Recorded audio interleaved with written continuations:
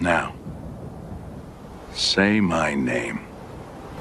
The Rolling Bad Podcast. You're goddamn right.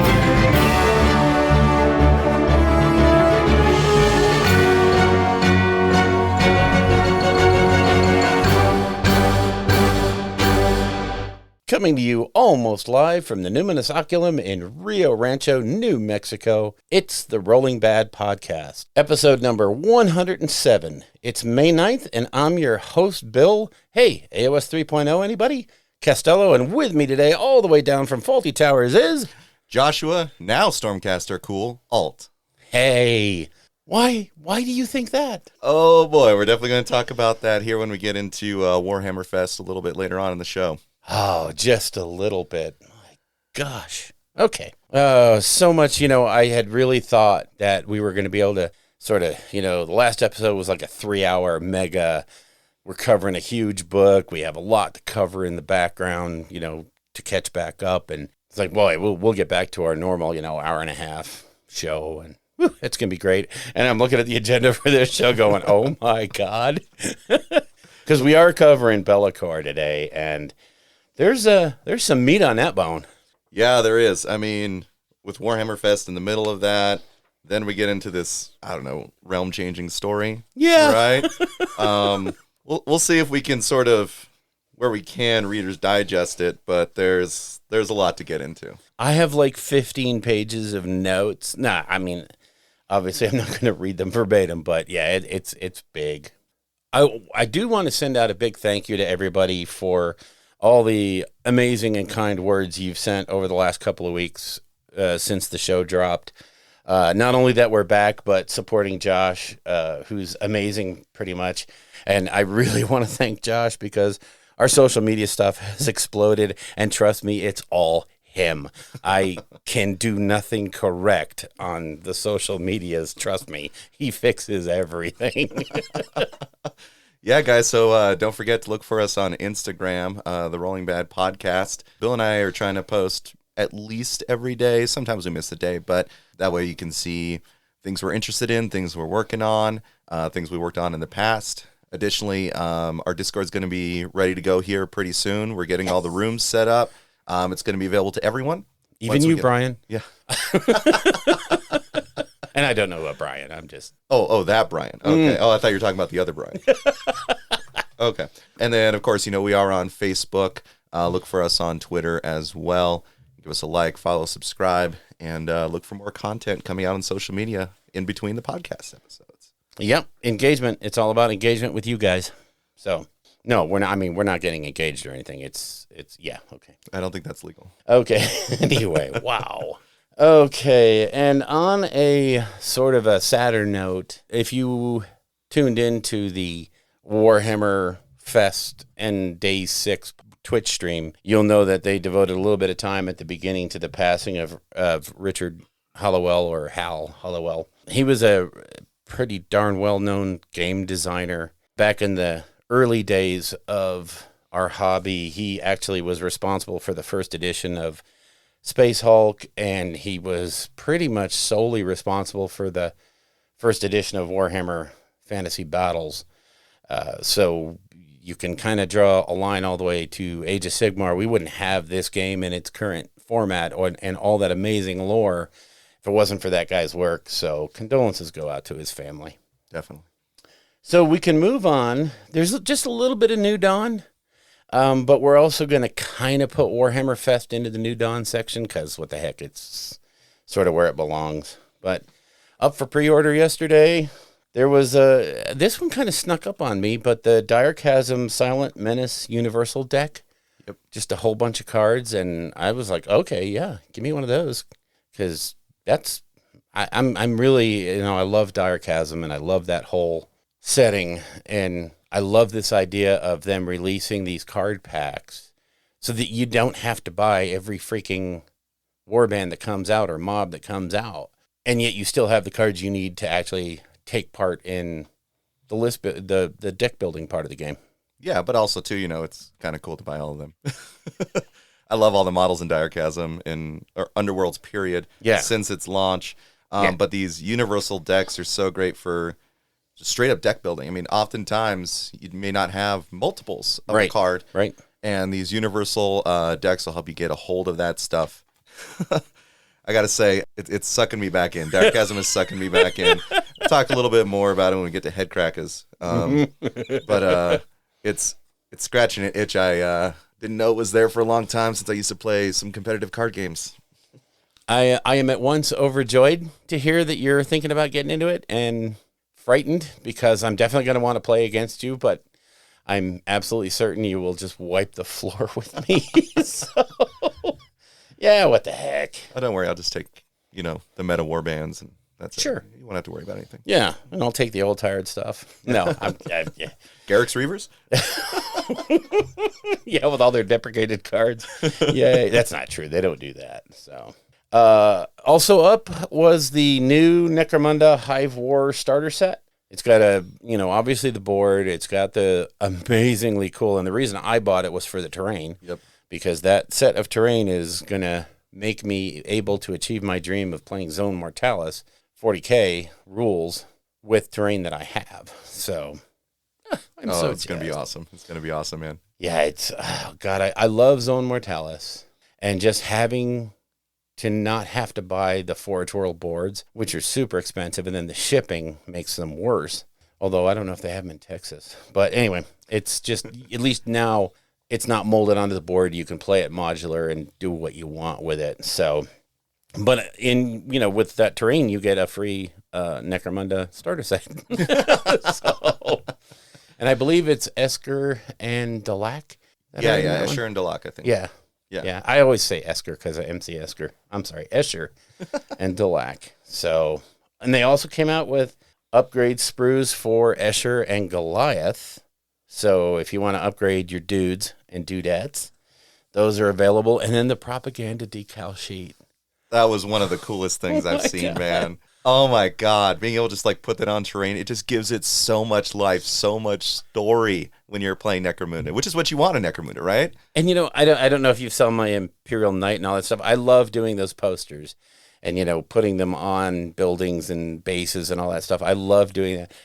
Being able to have them as a decal sheet, because I always usually just print them out and put them on with, thinned down PVA glue. But now to have them as decals so you can weather the heck out of, oh, God. I love you, GW. At the same time, I hate you. Also for Blood Bowl, they came out with the Chaos Chosen team card pack, the dice, and the pitch. So if you have Chaos and you like Blood Bowl, you were super happy. And then they did some other stuff, and we can move on. Oh, wait. I think you wanted to hit some. Yeah. So the pre-orders for Headcracker's Mad Mob came up. I've been looking into this war band. I mean, primarily because, I've got we'll talk a little bit more about this in the hobby section of our stuff, but, my campaign to make Big Wa for my wife. I was like, okay, cool. So it's probably going to be like a Wargog Prophet or something, and it's not resin, so maybe I should get that. But then I started looking at the cards, and oh my God, this is going to be such a fun warband. I mean, it focuses primarily on having the primacy token, but there's a lot of ways to get it and then drop it, then pick it back up again. Yep.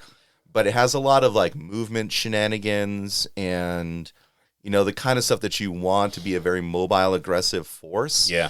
They probably take a turn or so to get going, but they just look so much fun. And of course, every single card's got that orky goodness with how they describe it. Just go look up the cards. The names are hilarious. They are.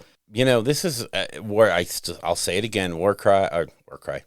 Underworlds is where they can kind of let their freak flag fly. Oh yeah. They can just push those boundaries. You wouldn't do it in main AOS because the interactions would break everything. But in this game, you have a controlled area to play in. You have a controlled subset of cards and the game mechanics. So you can just go crazy and you can have fun. And they do. Oh, totally. I just hope we can get a sideboard at some point. Oh, I hope not. Just give me 3 cards for sideboard, please. I will include that in my weekly email to GW that ignore. So, yeah. Okay. I really should do that. I should write this weekly An open letter to GW once a week. Yeah. Okay. If you were under a rock, perhaps you don't know, but this week was Warhammer Fest. And for the first time ever, in the second time, they actually had to do Warhammer Fest remotely. And they chose to do it as a Twitch stream once a day, each one focusing in on a different area of the hobby. This is, to me, the whole thing was telling in what they showed off, and what they didn't say, I think, was even almost more important than what they did say. But the way it went down, we'll just cover it day by day, and we'll hit the highlights, because you probably know this stuff. But day one was AOS. And they had some god thing that came out, and it's no big deal. And then they had some vampire late. Okay, fine. We'll cover it. So they announced Kragnos is coming. Oh, yes. Oh, God. We have a new god. We do. Well, old new god? Okay, old god, new. Yeah. Old god made new. There you go. Well, it's interesting. He's a god in the true destruction sense, which is he just punched his way up the ladder. Oh, my God. And got to the point where he was fighting, like probably Jacothian's ilk. And then Croak was like, nah, man, I can't let you do that. Yeah. And so somehow a dead frog, encased him in a mountain. Mm-hmm. And then he just got out. He gets out eventually. Things change. Mountains fall. Yeah. So, oh, my gosh. His model came in singing for me. It's so vastly different than anything else we see in Destruction. Got a lot of people online saying, why is it a Beast of Chaos? Or why isn't it Kurnothi related? But I like that it's so different. Mm-hmm. And for me, since it is, he's a harbinger of destruction, he brings all of destruction together. He can't look like any one destruction army. He needs to be something completely different, which is what he is. His musculature is great. Oh man, I love the shield. The designs on it are just flat out amazing. And of course, being a destruction type creature, he's huge. He's slightly large. Yeah. He's beefy. Yeah. And I have to completely parrot what you said. It's great that he doesn't look like a big ogre or a morphed giant or a big orc, because then the other tribes would be like, yeah, right. He's just a big X. No, this guy is somebody that, in that picture they showed, he stands toe to toe with the giants. Yep. And he's got the look of a god on him. And I cannot wait to read that book. Yes. Because it's probably going to be all completely new takes on everything. Because now we're going to finally get a destruction point of view. Yep. And we haven't seen that since the inception of the game. We've seen order, we've seen death, we've seen chaos. There hasn't ever really been a big, hey, here's what destruction is up to. Because really, literally, they've just been basically going out almost like a Deus Ex Machina whenever you need something to start or stop. Ogres come in or orcs come in. Now they're going to have an actual reason, and I'm dying for it. Yeah, I'm also interested to see what Kragnos' machinations are. Like, what is driving him? Is it just, hey, I'm out now, I'm going to go stomp on things? Or is he going to be like, all right, where's the frog? Mm-hmm. And I could see that being, he's got to have an axe to grind with the frog. So it's going to be fun to watch that develop. But he's also got, if he's going to be a god, he also has to have some larger design. And maybe it includes the all points. Maybe, who knows? Yeah. I don't care. It's just fun. Well, I don't know if we know how long he's been put away to determine just what he knew before he went in. So it may be all different. It may be he's just sort of super angry for a while until he realizes that some greater thing is happening. And then he's like, okay, what should I destroy first? Yeah. Who do I eat first? Yeah. Yeah. It could be, it might be something as crazy as, he comes down off the mountain, like you said, he doesn't know what the heck is going on. He doesn't even know who this Sigmar fool is. He doesn't know who Teclis is because he's never seen them before. And it's going to be whatever Destruction Tribe gets to him first and fills him in on the deets of the mortal realms is going to kind of maybe form his view going forward. Who knows? I don't. I'm kind of hoping for sort of like a really comic point in his story where like some big name shows up, sort of like, I don't know, X person walks in and then just like, we're going to stop. He just bats him out of the way. They just go flying and he just keeps moving forward. Yeah. Like, he's like, don't you know who I am? Yeah. Total Looney Tunes, right? Yeah, exactly. some just off the wall. Oh my gosh. I don't know. I am so looking forward to it because honestly, they can do anything in that book and it won't be wrong because it's going to be all new. So please do it right. And it is the last book in the Broken Realm saga. Shocking to me. Very, very shocking. Why? I expected a book that was Broken Realms, Sigmar gets off his butt. Or, Broken Realms, maybe, and we all knew this was leading up to AOS 3.0. Maybe 3.0 is Sigmar gets off his butt. But kind of from that video yesterday where Phil Kelly was talking, it doesn't sound like it. It sounds like other things are going to move it forward. And there was like a very subtle hint at maybe this ain't the age of Sigmar no more, So, I don't know. Well, there's certainly some stuff we'll get into when we're talking about Be'lakor that I think, no.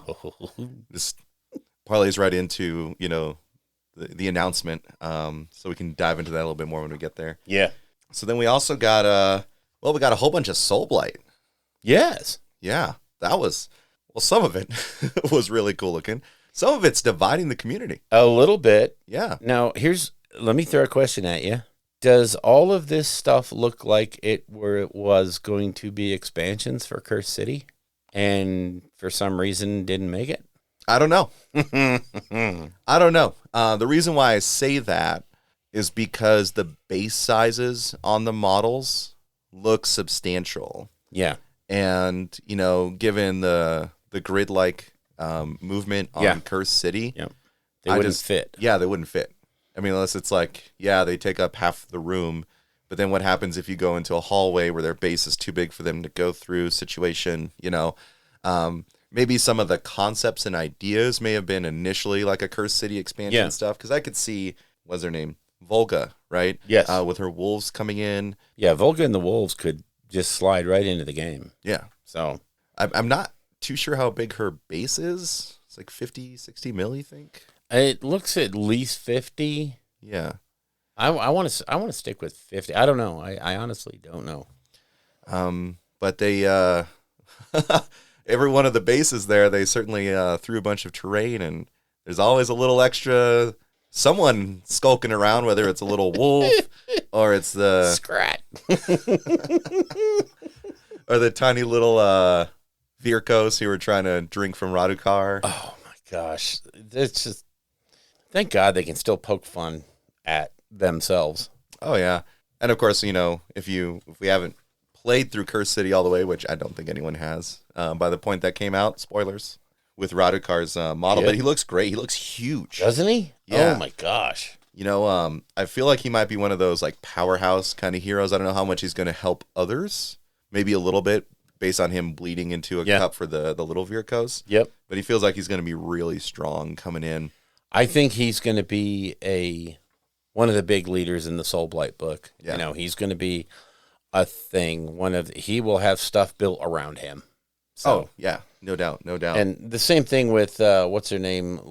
Lokavai, the Mother of Nightmares. I am at once in love with that model, and I hate it. Why is that, Bill? If you look at the side view of that model, she has 2 rib cages. Okay, she has the beast form rib cage, and then tacked on top of that is her more human body, which has a rib cage. And it just, at once, when you look at the model from the front, it's amazing. It's crazy good. When you turn it to the side, you're like, is that just a a human popped onto it's like a poor attempt at a centaur or something. I don't know. It's just really weird. I definitely want it. That's over the top for me. That model is so gorgeous. It's so beautiful. She's a hottie. She's got fangs. She could be a blood angel. She's awesome. Okay. For her, it was difficult for me at first because I like the top half. Yeah. I like the bottom half. Mm-hmm. And you put them together and I go, what I needed to bring it together for me, right, is, again, you're talking about how, like, there's 2 rib cages and stuff like that. It's like, how did this thing come to be? Yes. Right? I want to know the story reasons for Laukavai, or whatever the unnamed version is, How did these things come to be? And how did they come to be so big? Yeah. That is a giant model. It's a phenomenally huge model, and the wing span, you look at it, if that wing was out, that would be huge. I mean, I would love to see a movie with that in it. Yeah. That would, oh my gosh. So very cool. And to me, just to make my OCD go away, I'm probably going to make a green stuff cloak to hide that rib cage on the beast, just because it will drive me nuts forever. And it takes nothing. The model is beautiful. There's nothing wrong with it other than anatomically it seems so off that I have to cover that second rib cage. A kit bash alteration modification can do for this, where if you don't like the bottom part of it, then just create almost like a genie, sort of like this blood swirl that's going up into her, and she's like floating up through it. Right? I think depending on how that goes together, there's going to be so many conversions. Oh yeah. And they're all going to look amazing. Mm-hmm. I can't wait to see really talented people getting that and taking it apart and making it amazeballs. Yeah. We got to move on to Belladama, Volga, the first of the Virkos, riding on her direwolf. She looks like Grandma. Oh my goodness. Yeah, she does. Angry Grandma who's here to handle business. Sure. She all of, like, the model's amazing. Oh God. I like that little subtlety where you start sort of hinting how the Virkos are more feral in terms of vampires, where she's kind of got wolf feet at the bottom of her feet. Yeah. She's riding a live wolf, which is, compared to the Direwolves, which appear to be dead. Yeah. And her story is really interesting. She's actually, she was the first of the Virkos. Yeah. But she was the only one that survived Radukar's rage. Like, he went and killed everyone else but her. Right. And so it's only Mom that can run around with him, and I guess he's bringing up little Virkos himself now, right? Oh. But the wolf on that, it's so beautiful. Both wolves on that stand or base are amazing. God, they're so good. Yeah, I would count on a lot of Space Wolf players getting that model just for the conversions. Sure, just for the in a big way. Those are great looking wolves. So how about them direwolves, huh? Oh, I love them. Got the one howler. Yeah, I do. I love them. I think they're such a great new take on the whole. That to me is kind of what a dead direwolf should look like. It shouldn't look alive, nor should it look like skeleton. It should have that meaty, that decaying flesh. And I love the aesthetic of them. I'm sorry, I'm in that camp. I'm with you too. I've heard people, talk about how they want to be like real direwolves, which are giant wolves. But this is the, AOS take on them, and they're amazing to me. Yeah, and then, a unit of 10 that blocks off the board would be how much fun? Not much. Well, for the other player, right? Yeah, for the other guy. So, yeah, no, I truly do like them. To me, AOS Day was nothing that we weren't really expecting, but to see the realization of everything and to see everything. So, yeah, the AOS Day Monday was pretty much the culmination of a lot of things that we knew were coming, but it was great to see them in actual full realization. And honestly, I'm looking forward to every single thing they showed. What about you? Oh, yeah, me too. I really want to get into Soulblight, like I talked about last time. I want to have a zombie apocalypse army, but I also want all the vamps. I definitely want to get, like an elite army version of it too, where it's, the Blood Knights, maybe Laukavai fits into that. I'm not too sure yet. But it was realized expectations, Yes. We expected this stuff. It was good to see it before us. Actually there, and, they made no bones about saying, no telling when this stuff's going to come out. This is not coming up next week. Don't get that out of your head. Normally at Warhammer Fest, this is the stuff that's coming out this year. And you can draw your own conclusions about the end of the British financial world fiscal year. This is setting up sales for this next year. I loved it. I personally loved it. So day 2 dawned bright and clear. And it was 40K. And there was much rejoicing throughout the world because 40K was going to get just a bevy of cool new stuff. Yeah. And, yeah. Hey, we got a High Lord of Terra. Yeah, we did. We did. I mean... Hey, there are a lot of Sisters of Battle players out there. A lot of people love Sisters of Battle. Some pretty good stuff came out. I'm not sold on some of the sculpts. In particular, the banner lady. What was her name? Was it Astrid or Agatha? I can't remember which one that was. Astrid Thurga plants her sacred standard. Yeah. Yeah. I mean, I don't know with her just sort of cuddling the flag if it's really my thing. Hopefully she does something decent. Morven Vol, I like that. Okay. I like her in that mech suit. I do.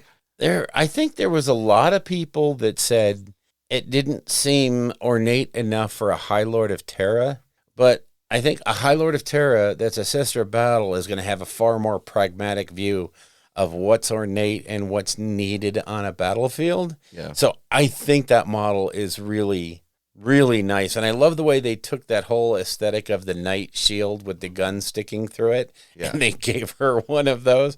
So yeah, it's a shield, but it also blows your face off. It's kind of cool. Well, I mean, think of it that way too, with how the knights relate to, the Lords of Terra and everything like that. This is just her personal walk around mechs. Yeah. Right? It's not talking about the knight or anything that she may have in the background. This is just what she walks around in on every day. These are my weekday clothes. Yeah, exactly. So. Casual Friday. Yeah, exactly. Yeah, and they announced a bunch of models. The Castigator tank, which is, Predator on steroids. Of course, they announced a Sisters of Battle Codex, which caused some consternation because we just had a Sisters of Battle Codex, but with all the new units, and you kind of have to chalk this up to freaking COVID and the way things have been delayed. We know from recent experience that GW is trying real hard not to do this kind of thing, but they got caught out with both Sisters and Lumineth to where this is the only response they can make to get those models on the table for everyone. Yeah. Is you have to release a new book, kind of hot on the heels of an old book. It's just, it should have gone down differently, but it didn't. If everything had worked according to plan, everybody'd be happy. Now some folks are kind of sad, and you shouldn't be. You really shouldn't be.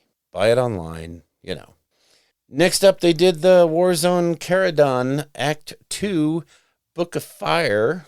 Nothing much in that book other than, I don't know, 100% more Bellacore for 40K.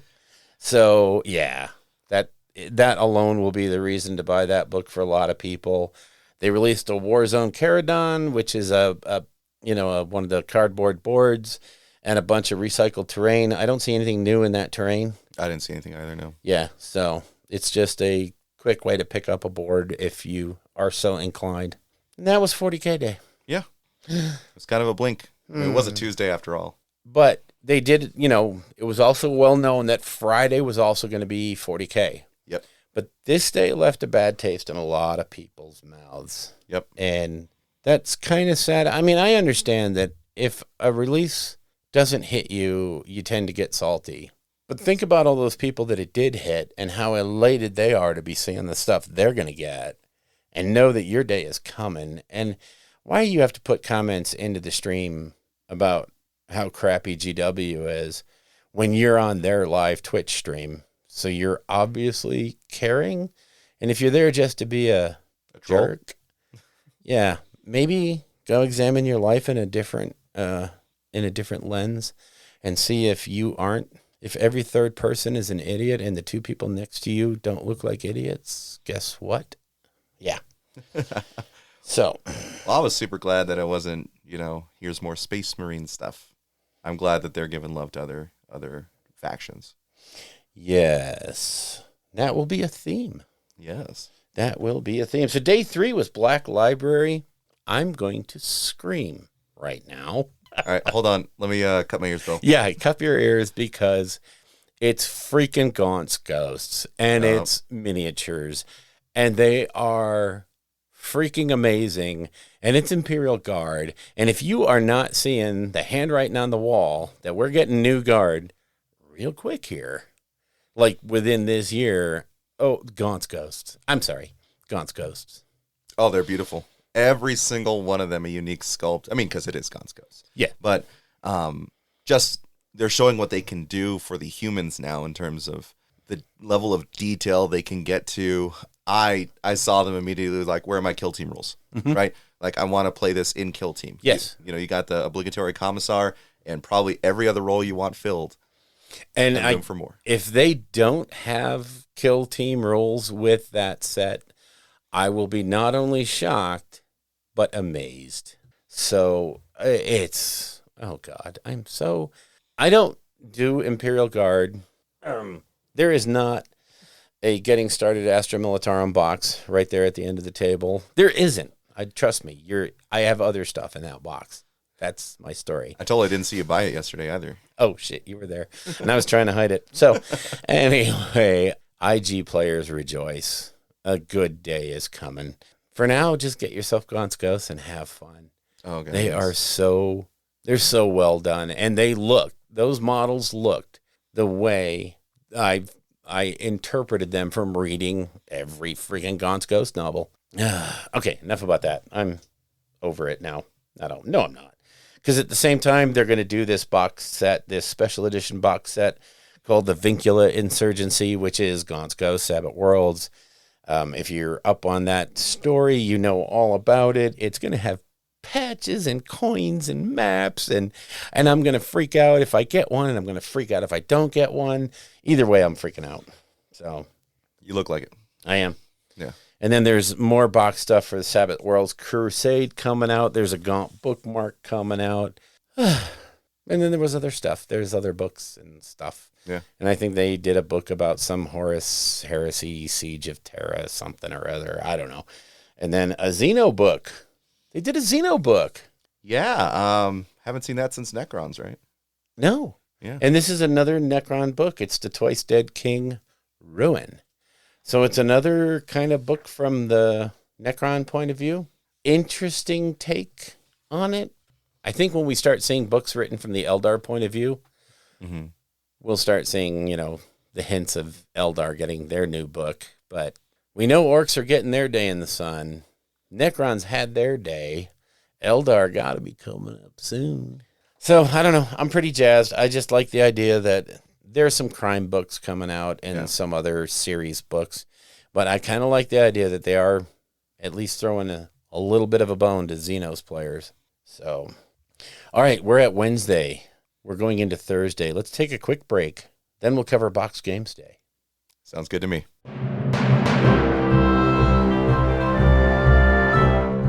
So day 4, Thursday, Box Games Day. Now this was the day that I think what was left out was easily as important as what was included. And you got to know they hit me in the feels place with that Plastic Thunderhawk video. Oh my God. That was so good. And you could just see the smile on Nick Baton's face as he knew the joke was unfolding. And I'm just like, oh, God. Yeah, those guys. So, yeah, but GW says you ask for it, you get it. That's right. We got a Plastic Thunderhawk. They can now check that box and say, done. Sisters of Battle, done. So for Aeronautica Imperialis, there's a new starter set coming. And I take an aside real quick. I want to say I really like how they're doing Aeronautica Imperialis. Yeah.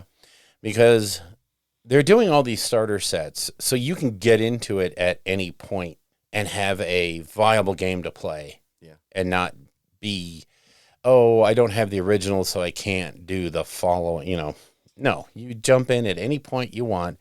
But also, all of the ships, all of the aircraft are available separately. Yeah. So if you already have box set 1, you don't need to buy any more. You just buy what you want. Yep. This one is Astartes versus Eldar. So Space Marines versus Eldar. The Eldar ships are gorgeous looking. Oh, yeah. And of course, plastic Thunderhawks. Who knew? So, yeah, I'm definitely buying the box set and many, many, many of the individual boxes. That's going to be so much fun to do up my salamanders for that. And the Eldar. If you glue enough of those small plastic Thunderhawks together, you have a full-size plastic Thunderhawk. I have a full size. That box up there, Forge World, is a Thunderhawk. I remember when you got that. Yeah. And it's still in its box. It is so embarrassing because that was at the New Hobby Expo 2018. 19. 19, The one we went to. Yeah, exactly. Yeah, 19. So, yeah, that was, that's a big box of shame. It's one of those, it's a terrifying thing to think about doing. Yeah. Because it's a Thunderhawk. You don't want to screw it up. Exactly. You want to do everything right. And I don't want to do it when I'm at the schedule that I'm at now. Right. Where everything's crammed in. And I want to be able to take, when I take a 2-week vacation some point, it will probably be a Thunderhawk vacation. Get that thing built. But anyway, this is so... So, also in the box game world was Necromunda, the Delac gang. And book, and cards, and stuff. So, yay for Necromunda.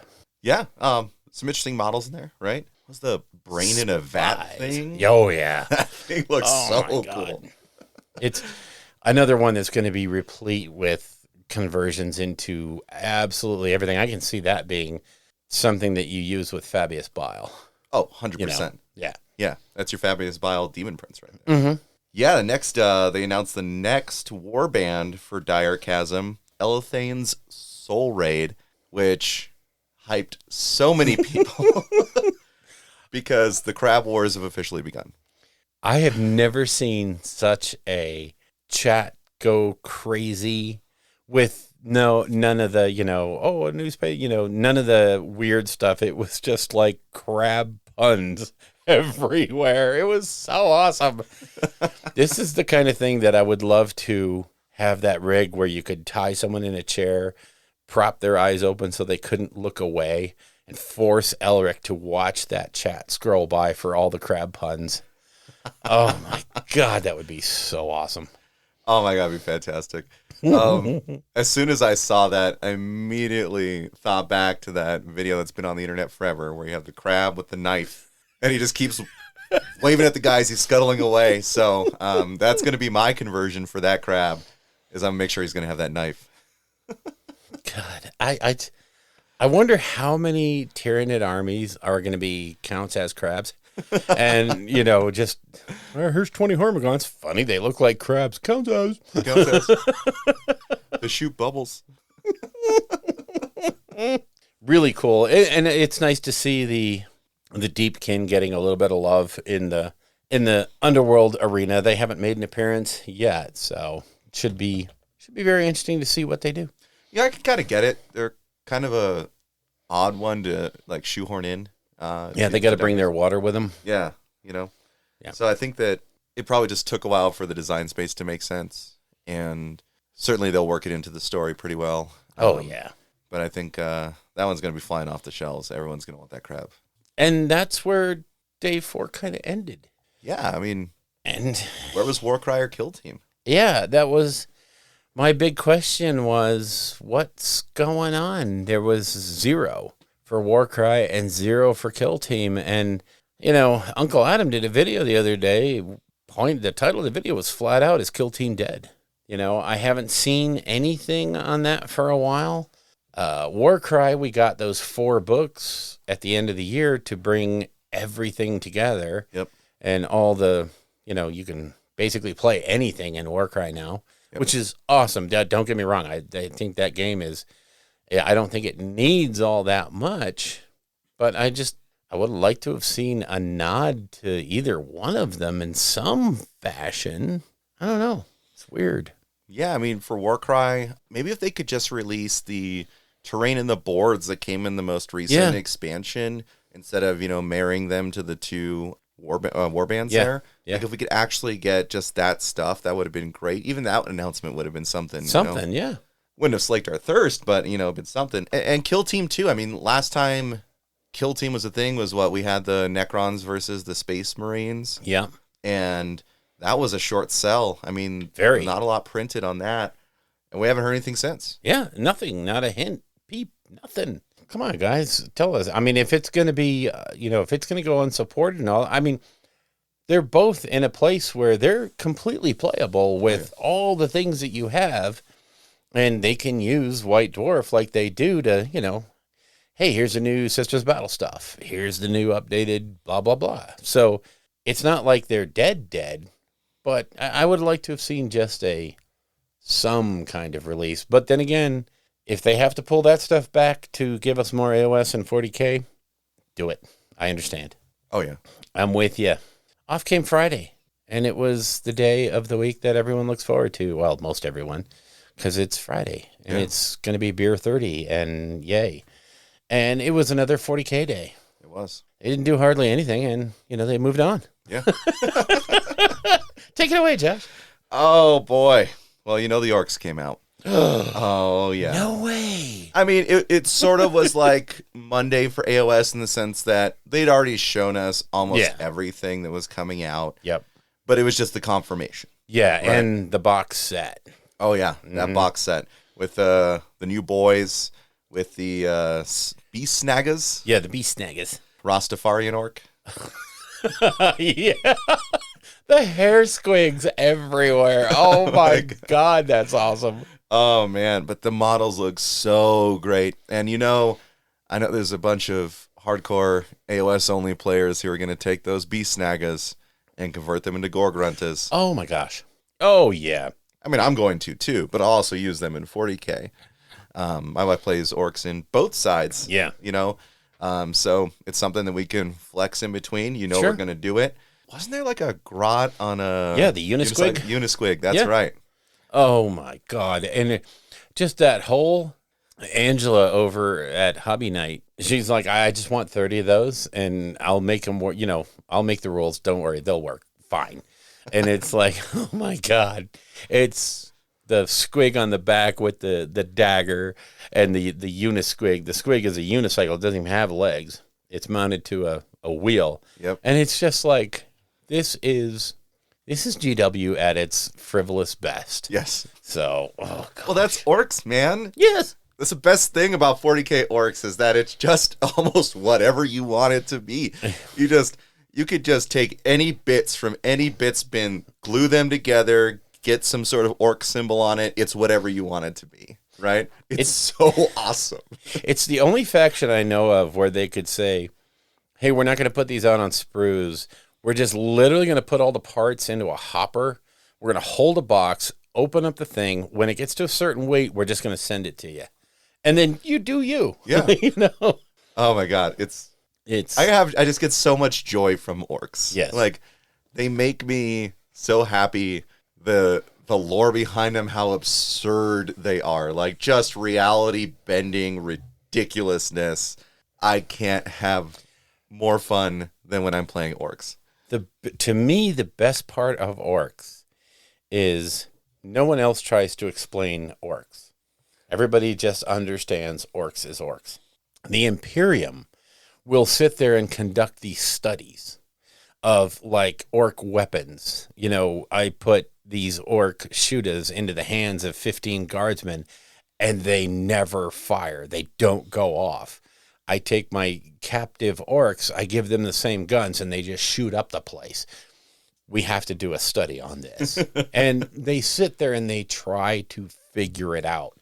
Like they're going to unlock some secret of the universe. And I love the consternation that the orcs cause the Imperium because they can't understand it.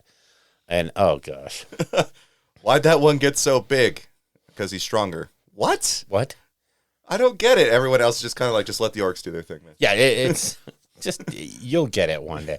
And one of my favorite stories was when what's his name, the admiral or the commissar was like, getting completely overrun by the orcs. And his answer was, oh my God, there's a planet full of Tyranids. Let's just point the orcs toward the Tyranids. And then one of the two will blow up. Not realizing that what you just did was give the orcs everything they ever wanted. Yep. An enemy that just keeps repopulating so they can fight forever and then become the biggest orcs in the universe. And I'm just like, this is what you don't understand. Oh, I love orcs. Oh, yeah. You can't have enough. I mean, I'd say if you're a 40K player, to some degree, everyone ends up being an orc player. Because you just have so many bits left over. And you're like, what do I do with all of this? Those orc boys look kind of cool. Maybe I can glue them to that truck. Yep. Next thing you know, you've got orcs with, dark lances, even though they're just shooters. But and it's funny, you can always tell the OCD people, like me, because when they build their orc stuff, they build it according to the instructions. Yep. And it comes out looking like it does on the box. And then you look at a real orc player, and they get a kit, and they're like, okay, whatever, blah, blah, blah, blah, blah, done. And it looks like, something that a person or an orc made. So that's how you tell the difference between people. Oh, yeah. You give them an orc box. Okay, enough orcs. The Codex is coming. Life is going to be, oh my gosh, grand. So next up was the Cadians. Cadians are getting some love in the form of heads and arms. I mean, what can you say? The planet blew up. This is all they could catch. I'm sorry. That was so wrong. No, there's a new couple of upgrade sprues for Cadians with a ton of new heads. Oh, yeah. There's like 40 new heads, or no, 30 new heads. About 8 to 10 of them are female. Some of them are completely, gas masked. Some of them are just straight up weird, really cool looking. And then arms, so that you can actually give your squads weapons that are representative of what they can take. So yeah, and I guess Anders was saying that they're going to have those sprues available in the new boxes or something. What was he saying about? I don't remember hearing. I don't think I was there for that part of the conversation. Maybe I might be wrong. I'm excited for this. I mean, I'm not a huge guard player. I just built the Loyal 32 back in the day just to make sure I could get my battalions back in 8th edition. Yep. So I've got a set of them. I actually purchased the, oh God, what do they call it? The Tempestus. Oh, Silence, yeah. Yeah, for kill team stuff. Mm-hmm. Yep. Then I got some obligatory Bullgrin, just some things so I can have like a basic force primarily for kill team, actually. The new sprues look good. Yes. The plastic was old on the Cadian shock troops. And, I mean, man, those mold lines were heinous. Heinous. And it was kind of too blocky, but there's so much more detail in these, even though it's subtle, right? They still look like Cadians. I mean, there's not much you can do for the outfit or the helmet, but it's much more precise, slightly more detail on the helmets and stuff, but the faces are amazing. Yeah, and they are almost designed to take that contrast paint and run with it. So, actually, I did that with my Loyal 32. I did them all in contrast. Okay, with some light dry brushing. They look great. That's what I'm going to do. Yeah. You can whip them up super quick. You'll love it. Yep. Same thing with the bolt action soldiers are the contrast. Hell, for my Star Wars Legion stuff, it's so easy now to do Death Troopers for the Empire. It's literally a 25-minute paint job for the 7 of them. Oh wow. It's Black Templar on everything, and then twice on the helmet, boots, gloves, straps, and so that you get that deep dark, and then you paint the faces with Guilliman flesh, move along. That's awesome. And yeah, they're just, it's so awesome. But anyway, and then they left us with a question in the form of a video. I truly hate them on so many levels. Psychic Storm. Yeah. I'm grumpy almost because I don't want another set of books that cover this. If it's just, if all we're going to see is Grey Knights and Thousand Suns, that's great. Maybe a box set and some updates for those two. Grey Knights could use, about 45 tons of love right now. And so could Thousand Suns. Yeah. So if this is just a teaser for, maybe a box set coming out like that, great. If this is like a thing for a set of books or something, I'm not so sure I love it. It's going to be, the string along. First it was Psychic Awakening. Then it was Psychic Storm. Then it was Psychic Sunny Day. Yeah. Then Psychic Slight Breeze. Psychic's over. But yeah, no, I hope it's not a whole nother saga like that. Yeah. Just give us something, a little spice, a little fun. Sure. But don't take another book series out that's going to jack the world up. Fundamentally change I don't know. I would love to see, Grey Knights and Thousand Suns get their day in the sun. But, yeah. So that was Friday, whereupon they redeemed themselves in the eyes of the 40K crowd. Correct. So they finally gave him something to go, oh, okay, that's cool. Yeah. I mean, again, we knew this stuff was in the offing, most of it anyway. But to actually see it and be physical and be painted, that means there's at least some test copies out there. So yes. Day 6, Saturday came up. Not much. Yeah, I know. It was a quick little video. And then we moved on. Yeah. Kind of. It was just like, an interview with Phil Kelly. Yay. Yeah. These nerds talking. God. I do want to say before we cover anything, I want to say, hey, Ben Johnson, you're looking good, man. You are looking seriously good. All that working out is seriously, wow. You got it, man. You look jacked. So day 6 was, the big question mark day. What could it be? I was shooting for AOS 3.0 or a plastic Primarch. I got my wish.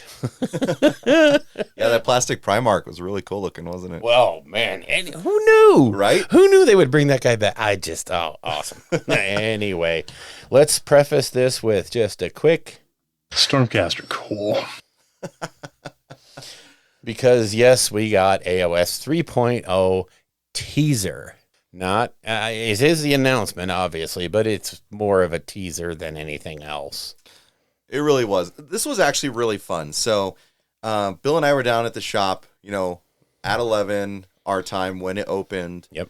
And there's this other, I think it's a mother and a son. Yeah, right? I think so. That come to the shop every so often. They didn't play back when it was open, but they would come down and buy stuff and ask things. And, I just started streaming on Twitch. Yep. And so I put it on my phone and we watched it socially distanced as best we could.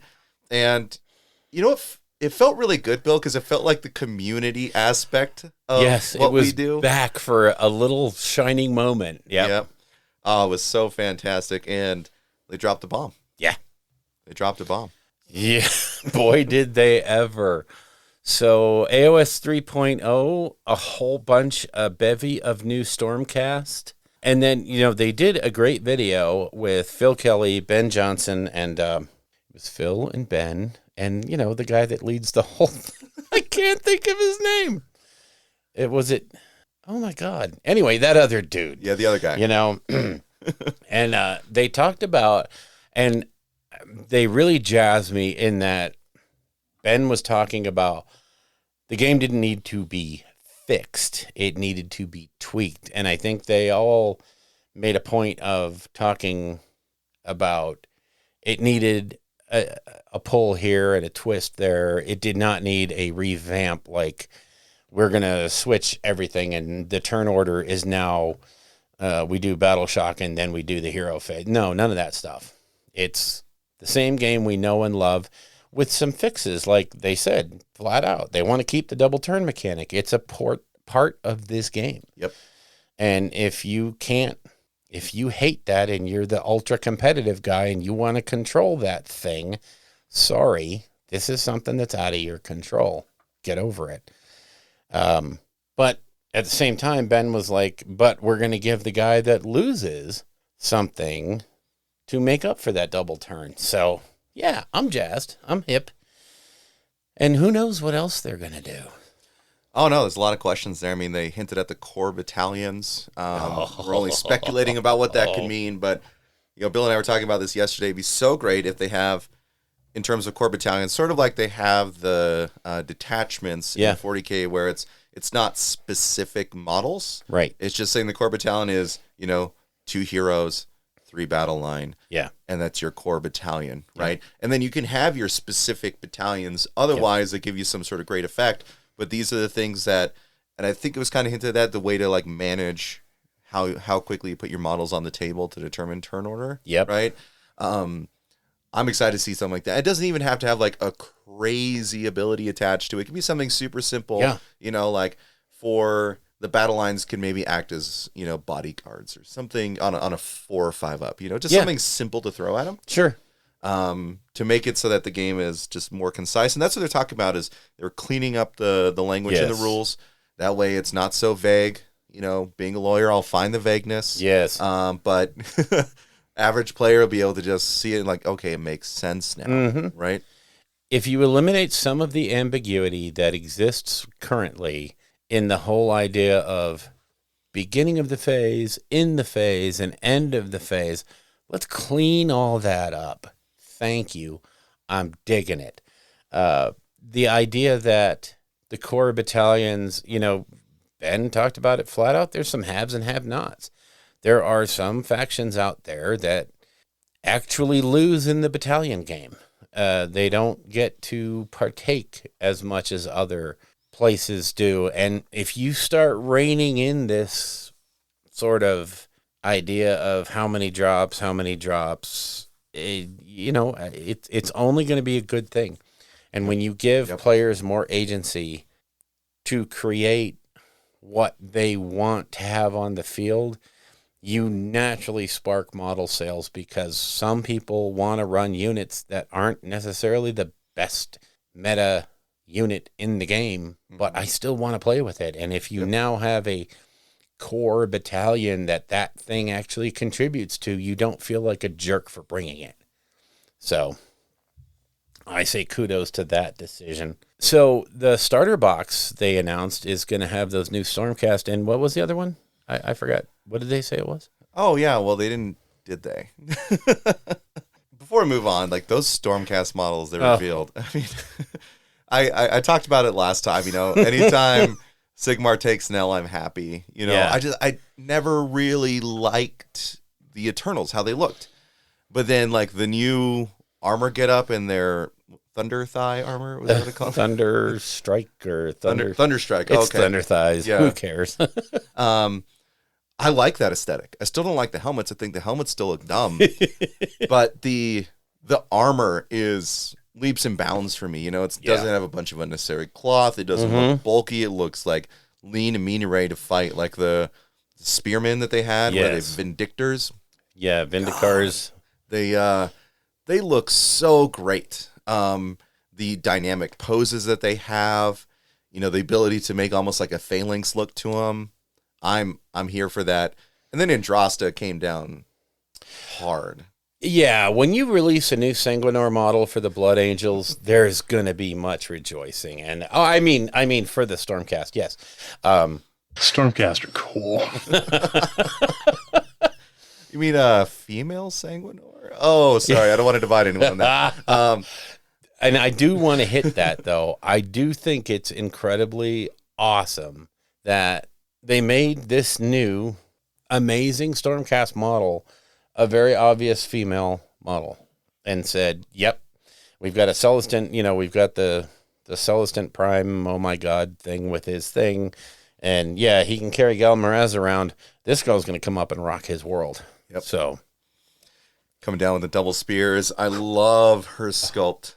It's phenomenal. And that I even like the terrain piece she's standing on. Yeah.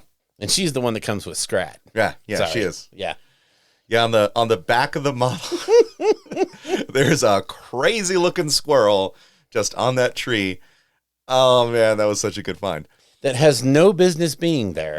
No. And looks exactly like Scrat. 100% an Easter egg. Oh my gosh. Yeah, it's the sculpt is beautiful. Like you said, it almost makes me want to look at Stormcast and go, well, maybe I could give you a try. Maybe it's Acorn. Ooh. It's Acorn in this version. Yeah, I'm on her model. I love her armor. I think when I'm looking at the aesthetic of the knights and everything, I think this is drawing me much more to an almost more traditional knight look. Yeah. Still high fantasy. I love the sculpt of her head. The fact that she's actually got the shaved on side head. Yep. And then she's got the flip over. That's gorgeous. I kind of wanted, given the fact that it's supposed to be like, like come down in lightning, just like super powerful. I wanted a little bit more like pow on her model, but that's something that you can easily convert. You can, but otherwise, the lean look on the armor, just like it translates over to the spearmen. Yep. Fantastic. And then, man, those annihilators. Oh, for the love of God. They came in singing for me. Like, I loved playing a paladin back in World of Warcraft. Yep. And those guys just came in with the kind of armor I like to see back when I played that game. Oh, man, the shield, the hammer, helmet's still stupid, but everything else just sits so well. I am here for it. Yeah, I hope against hope that there is a non-helmeted version of those guys, the new paladins. They are just no. Anyway, yeah, it's crazy how cool they are looking and how they have moved that aesthetic for the Stormcast. And I mean, honestly, it was kind of getting kind of dated. Yeah. The original Stormcast look almost bad in comparison to the models that are coming out today with the level of detail. Oh, yeah. And I mean, that it just shows you where we've gone in 4 or 5 years. Oh, yeah. In terms of ability of the sculptors to realize what they put from their computer screen to plastic. But on the flip side, the sequiturs and, the second chamber of Stormcast, they were kind of, to me, sort of a miss in the appearance. Yeah. Because they were like, oh, we're less armored and we're more robed and we're more arcane and we're wizards and priests and all this stuff. Yet you tried to keep that same armored feeling of the old ones and carry it forward to a group that honestly probably shouldn't have even been armored that much. Yeah. And then, with the Vanguard chamber, these are lightly armed. They're scouts. They're archers. They're this and that. And yet you still tried to go to that blocky, bulky Stormcast look. These guys come out and they are very unapologetically Stormcast. Yep. I'm going to be armored head to toe, and my armor looks bodacious. Yes. Well done. Yeah. Yeah. Now Stormcast are cool. Stormcast are cool. If only they didn't work for Sigmar. Oh my God. Oh my God. I hate to say it, but with Nagash out of the picture, he's really the only clown shoe left. I mean, oh my gosh. Unless, of course, Be'lakor fills that role for us. Yeah, he's trying his hardest. He's doing his best. But we'll get to that here in a bit. At the end of that discussion, they had their little hint at, what the other side of that box might be. And it was such a fun little video. Really well done. I like the sort of almost creepiness in the sense of like a children's story. Poetry, the poem, and the iambic pentameter, if you will. Which, no, it wasn't. I don't think it was iambic. No, it wasn't. Sorry, my bad. But the whole nursery rhyme feeling of it, and the lady's voice being very sing-song, very like, hey kids, come here. Yeah. Let me tell you a story that's going to rot your eyeballs out. Yep. Yay! Yeah, and at the very end, it's saying a new breed of evil. Yes! And so, I mean, everyone is speculating it's going to be destruction. That's the other half of the box. Sure. I mean, I think so because of Kragnos. But what if it's more chaos? Or death or something else? I mean, the thing, it says a new evil, right? I mean, I guess, the good evil, dynamic is going to be based on which faction that you're in. Yeah. Right. But, well, one, we have a new breed, right? So it's something that existed before. This is just the new breed of that thing, right? It also says evil. And what could be evil? I never view destruction as like an evil thing. Right. They're usually Right? just in it for the eating, or the fighting's sake. I don't believe orcs are evil or ogres are evil. They're just doing what they need to do to survive. Or is it evil from a point of view? I mean, if you're a Stormcast, ogres are evil. Oh, yeah. Yeah. So, I mean, is it a point of view thing, or are we looking at... I hate it when they do stuff like this. Yes. God. Give me an answer now. We know it's swampy, right? Yes. We know that. Stay out of the mire is the title of the video. Yeah, so maybe we're dealing with could be a swamp thing type of aesthetic. It could also just be ramped up Spider Fang, right? Yeah, could be them coming back. Yeah. Could they be maybe doing Spider Fang with some alligator and crocodile allies? Something like that, or grots that ride gators. it could be just some sort of weird mutants too, where maybe like it's orcish, in its base, but then it has crocodile features, or sort of like that. Or it could even be that maybe grots actually merging with the spiders instead of riding them. Whoa, yeah, Driders. Driders would be like a D&D sort of Drider thing. Would be very cool. I don't know what they're going to do. They're going to tell it. They said there's 2 more previews coming out in May. Yep. May is already at the 9th. We have 21 days left. So 2 more previews. That's a lot to pack into May. Oh, so we will find out more soon. Probably by the time you hear this, we'll know more. And we'll sound like a bunch of idiots. I know, Stupid gators. What an idiot. So, yeah, AOS 3.0. Happy dance. Yes, you can say whatever you want. It's going to be cool. I know it was Jess Bickham. God, why his name just went away and came back. So Jess Bickham, Ben Johnson, and what's his name? Phil Kelly. I was going to say I forgot the other one. One went in, one had to go out. So you can only retain 2 names at a time. Exactly.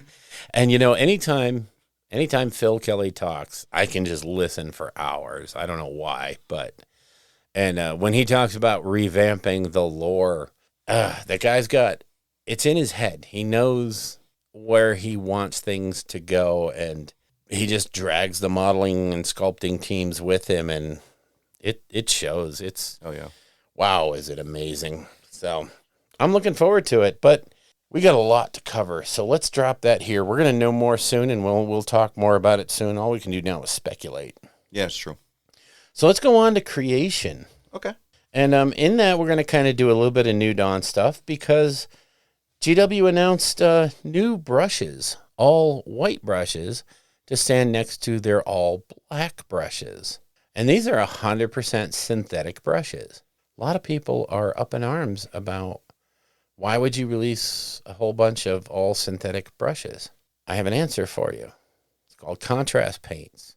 And it's also called the new paint range, the Citadel Color STC range they're coming out with, which I have to believe is something akin to contrast. But take a hint here, folks. Don't use your fine Kolinsky sable brushes with your contrast paints. Oh, no. The contrast paints just suck right up into the ferrules. It dries up there and it ruins your paintbrushes. You should be using synthetic brushes for contrast paints. This could be why they're releasing a whole range of, synthetic brushes. So maybe they know what they're doing. Maybe. It gets me every time this stuff happens. Immediately we have naysayers. We have people who are just, why would you do that? Hold on, guys. All right. Take a deep breath. Let it happen. You'll understand. Right?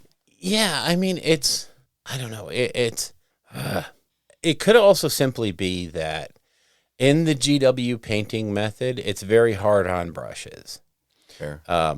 They have a line of dry brushes, so you're not ruining your layer brushes.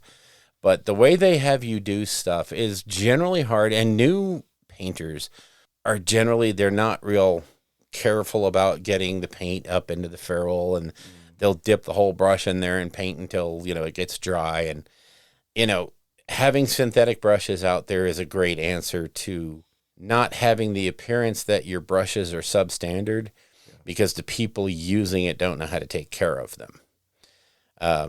It's one of those things, you're always in a weird place. Artist Opus can release sets of brushes, and they know at least most of the people that are going to buy their brushes are familiar with how to take care of them. So they're not worried about the average new guy just going out ruining it and then making a bad review.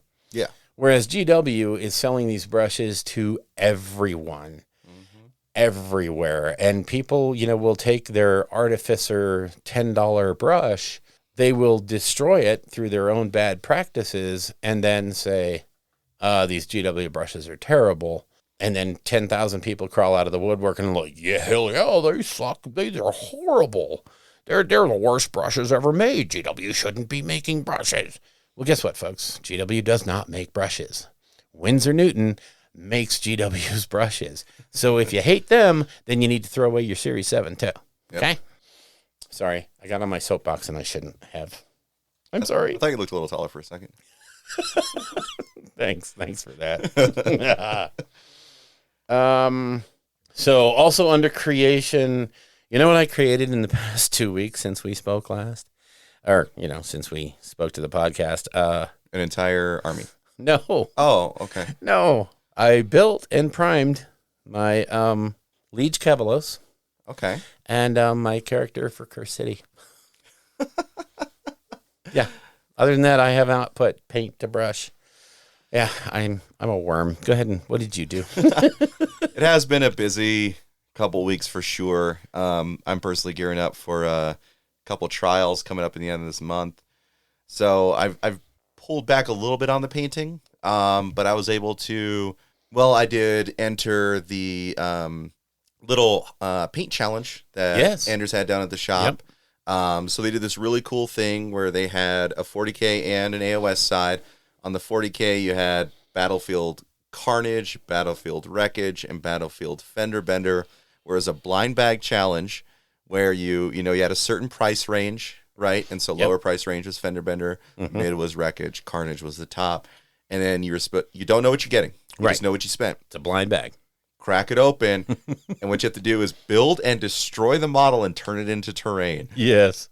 It was super cool seeing all these entries, man. From, oh, my Lord. Like a Wraith Knight that was destroyed, to a Goliath, all the way down to just like a little Wind Rider. Oh, my Lord. Some of those are so cool. It was pretty awesome. Now, I didn't do that side of it. I wanted to do the AOS side of it because I don't have that much AOS terrain, right? Okay. So I got the Baleful Realm Gates, and I was supposed to do what's called Desecration. What it is you get whatever terrain it is, and then it was supposed to belong to a specific faction, but Anders had already sold out of those by the time I got mine. Yeah. So it just had to look like it was being corrupted by another army. And so in honor of the last book we went over, Techless, I took the Realm Gate and I turned it into my version of the Bleeding Gate. Oh, nice. That Manfred was assaulting. Oh, how cool. And so I started, with a gray primer. I made sure to wash it so it had like a green tinge to it because, it is in Garon, right? And then for the portal itself, I turned it into blood, right? And then I had skeletons marching out of the portal. Nice. And then I got some fake flowers and moss and stuff, and like had that like wrapping around the portal to show that it was in Garon. So I did that. I've been doing this. Well, apparently it's pretty one-sided right now, but a little paint challenge I have with my wife where I use contrast paints only on the zombies. Some of that stuff's already on the Instagram. You can go see the 3 that I've done so far. And then I've been on a mission, as it were, to ensure that my wife has a big wall army. Right? So I've completed 30 Savage Aurochs. I'm going with Stickus. I think that'd be good for her in terms of being able to get more models in, have fun with that. We got 2 big stickers just because they're cool looking, and I'll probably use them in Warcry. I built 13 Ard Boys total, so I've got 7 more to go. I've built 3 Gorgruntas with 3 more waiting, 2 War Chanters. Oh, boy. And then I just picked up a Maw Crusher. So we already had a Mega Boss on foot and Gordrak. Yeah. That my wife had painted up. But you have to have a... You have to have a friend, right? And so my wife calls her Maw Crusher Radicchio because she painted it, purple. And so the working name for mine is going to be Coleslaw.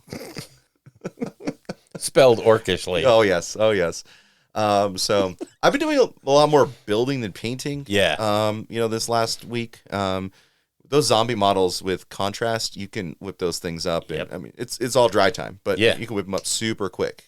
Yep. So that's been my side of the hobby. For my Cursed City character, I'd already built and painted Imelda. And so I've got her ready to go for a game, which I probably won't be able to do for about 3 weeks. But there's that. You know, it's tough being an adult, right? Yeah. So I want to take a quick aside here. No, I don't. I was going to say the new pre-orders. Soul Blight is up for pre-order next week, as well as the Gravelord dice, Soul Blight Gravelord, all of that stuff. You got the book, all the models, new skeletons, new zombies, flyers, Hicks Race, or what's his name's? Blood Knights. That thing. Vampire Lord. Jesus Christ. Oh, Lauka. Yeah. So I'll be spending a shit ton of money. But we don't need to talk about that now because we'll talk about it the next show. So glad I get paid that Friday. Jesus. This is going to hurt. All right. Anyway. All right, so let's move on to games, movies, books. I'm going to start off with shout out to Cubic Shenanigans. Brandon, I hate you. No, I don't. I don't hate him at all. But I was re-listening to some older shows, and he mentioned playing XCOM 2. Oh, my God. And it got me thinking, that's an older game. I could probably throw that on my Microsoft Surface. And then when I'm just sitting around at work, literally caught up and waiting for other things to happen. So, yeah. Okay. There goes. It doesn't like, I'm just going to play this at work and, I'll just keep that campaign separate and go on. No, I had to install it on the other machine too and sit down, and I wasted an entire evening playing that stupid game that I could have been painting something. So way to go. Thanks, Brandon. And then another shout out I wanted to give was to, we have a local game store up here, which isn't a Games Workshop store. And in fact, because there's a GW store here, he doesn't carry GW anything because, it would be silly. But it's called Slice and Dice Pizza. Yeah. And Vic is a super great guy. And if you haven't been to one of these like game store food places, he does like pizzas and subs and different kind of food, but mostly he has tables and he has hundreds of games that you can just pull off the shelf, sit down and play with somebody else or a small group. We have to deal with COVID stuff still. And while you're doing it, you order food. Yep. And it makes for just a fantastic place, but he's really ramping up the game store part of it.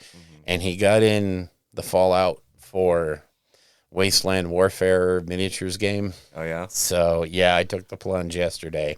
Mostly because I asked him to get me a copy. And, oh, man. He's also carrying, like, all my Legion stuff. He's got the Crisis. He's the guy that got me into Crisis Protocol. So, big shout out to Vic out there at Slice and Dice. If you're in the New Mexico area, definitely stop in and see him. It's a great game store. He's got tons of role-playing stuff, dice, you name it. He's not paying for this.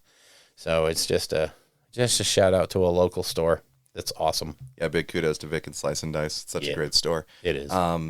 It's also a good place, if you're in the local area and you need like dice. Like there's only so many dice that they can sell, maybe at the Warhammer store, at Target, that kind of thing. If you need dice for RPG, tabletop, anything, Slice and Dice is your place. Go there. Betcha.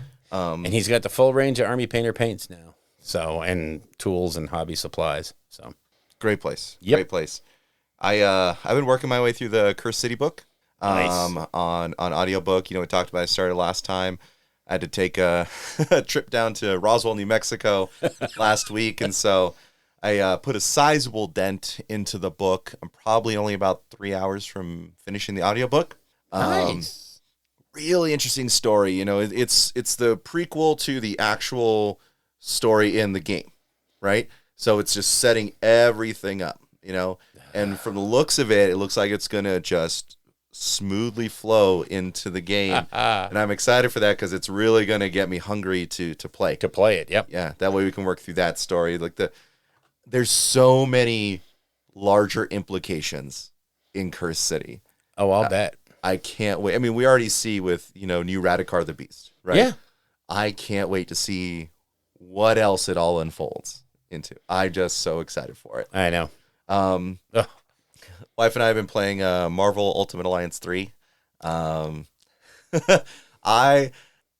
back before we had, we had an Xbox 360 when my wife and I first got married. We didn't have many games. We didn't even have the, extension thing you needed to hook it up to the internet, right? And so we would just, play whatever games we could, and we got a copy of Marvel Ultimate Alliance 2, and my wife and I beat that game completely. Oh, wow. Like, everything was maxed out. Nice. Everything, right? Every character unlocked. It was just, we played that game through so many times, hardest difficulty, no matter what. And then Marvel Ultimate Alliance 3 came out. We didn't have a Switch. Yeah. And we didn't even think about buying a Switch until this last Christmas when we did. And we did it specifically to get Marvel Ultimate Alliance. Sure. But, over the last few months, things have been busy. We haven't been able to play, but we jumped back on it. Nice. God, I just have so much fun with those kinds of games. It reminds me of the old, beat 'em up, Streets of Rage type games. Yeah. I played those so much when I was young. Maximum Carnage, Separation Anxiety, on the Genesis, Battletoads. Yeah, there's so many old games I love. And this scratches that itch for me and gives me my Marvel fix. Yeah, I hear you. That's awesome. Yeah, so that's what we've been doing. What's this thing about World of Warcraft? Hey, shh. Okay. I'm not saying nothing. So one of the lawyers I work with, him and I used to play World of Warcraft a long time ago, back first in law school. And then we stopped for a long period of time. And when I first played the game, I was high school and college, early college. Mm-hmm. And the Burning Crusade came out during that time. And that whole expansion was some of the most fun I ever had playing a video game. I played the original vanilla. It was, but this had some more legs to it. I loved it. Fun. Yep. They're doing that in Classic again. They're bringing back the Burning Crusade. And so, fortunately, roped in my wife, Troy from the shop, Corey from the shop, Derek from the shop. It's all these people hey, guys, it's coming back. Did you want to play this? Or it's so funny because, I think someone said it best, going back to this version of WoW is most of the people who play it are 35-year-old dads. Yeah. Right? Oh, yeah. I'm 34, not a dad, but I have the humor of one. So so it's bringing me back to something I like. It's the nostalgia feel. You so betcha. Fun. Excited to play a paladin again. I won't be playing crazy amounts like I used to. Sure. You can't do that anymore. No. Being an attorney, I work 60 plus hours a week. Exactly. Easy. Yeah. But yeah, that's going to be pretty fun. Oh, awesome. All right, let's take a break here. Lunch should be ready shortly, and we have to kick off the lore section, which is we're going to cover this book that came out. It's not a very big book. There's not a lot going on. It's just about some big demon prince guy. I don't know who he is, but he's got a cool model. So what the hell? Let's talk about him. Yeah, sounds good to me. All right, we'll be right back. This is where we hold them. This is where we fight. This is where they die! That's kind of a cute little intro for Be'lakor, don't you think? Yeah, definitely when we get to Act 3. It's going to come up. Yeah, just a little bit. So it goes without saying, we are covering Be'lakor, the book. Wow. Just a general overview. I said it earlier. I don't think this book is going to get the same kind of rave reviews as some of the others, because there's no like super impactful death or mutilation of any like main big characters in this one. But this one opens up so many questions and opens up so many storylines that it's amazing. And it's also consistently written. Yes. Which, unlike the other two...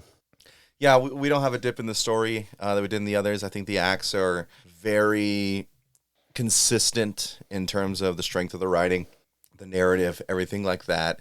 When we go off onto our little like side quests here and there, it feels relevant and is ultimately relevant no matter what.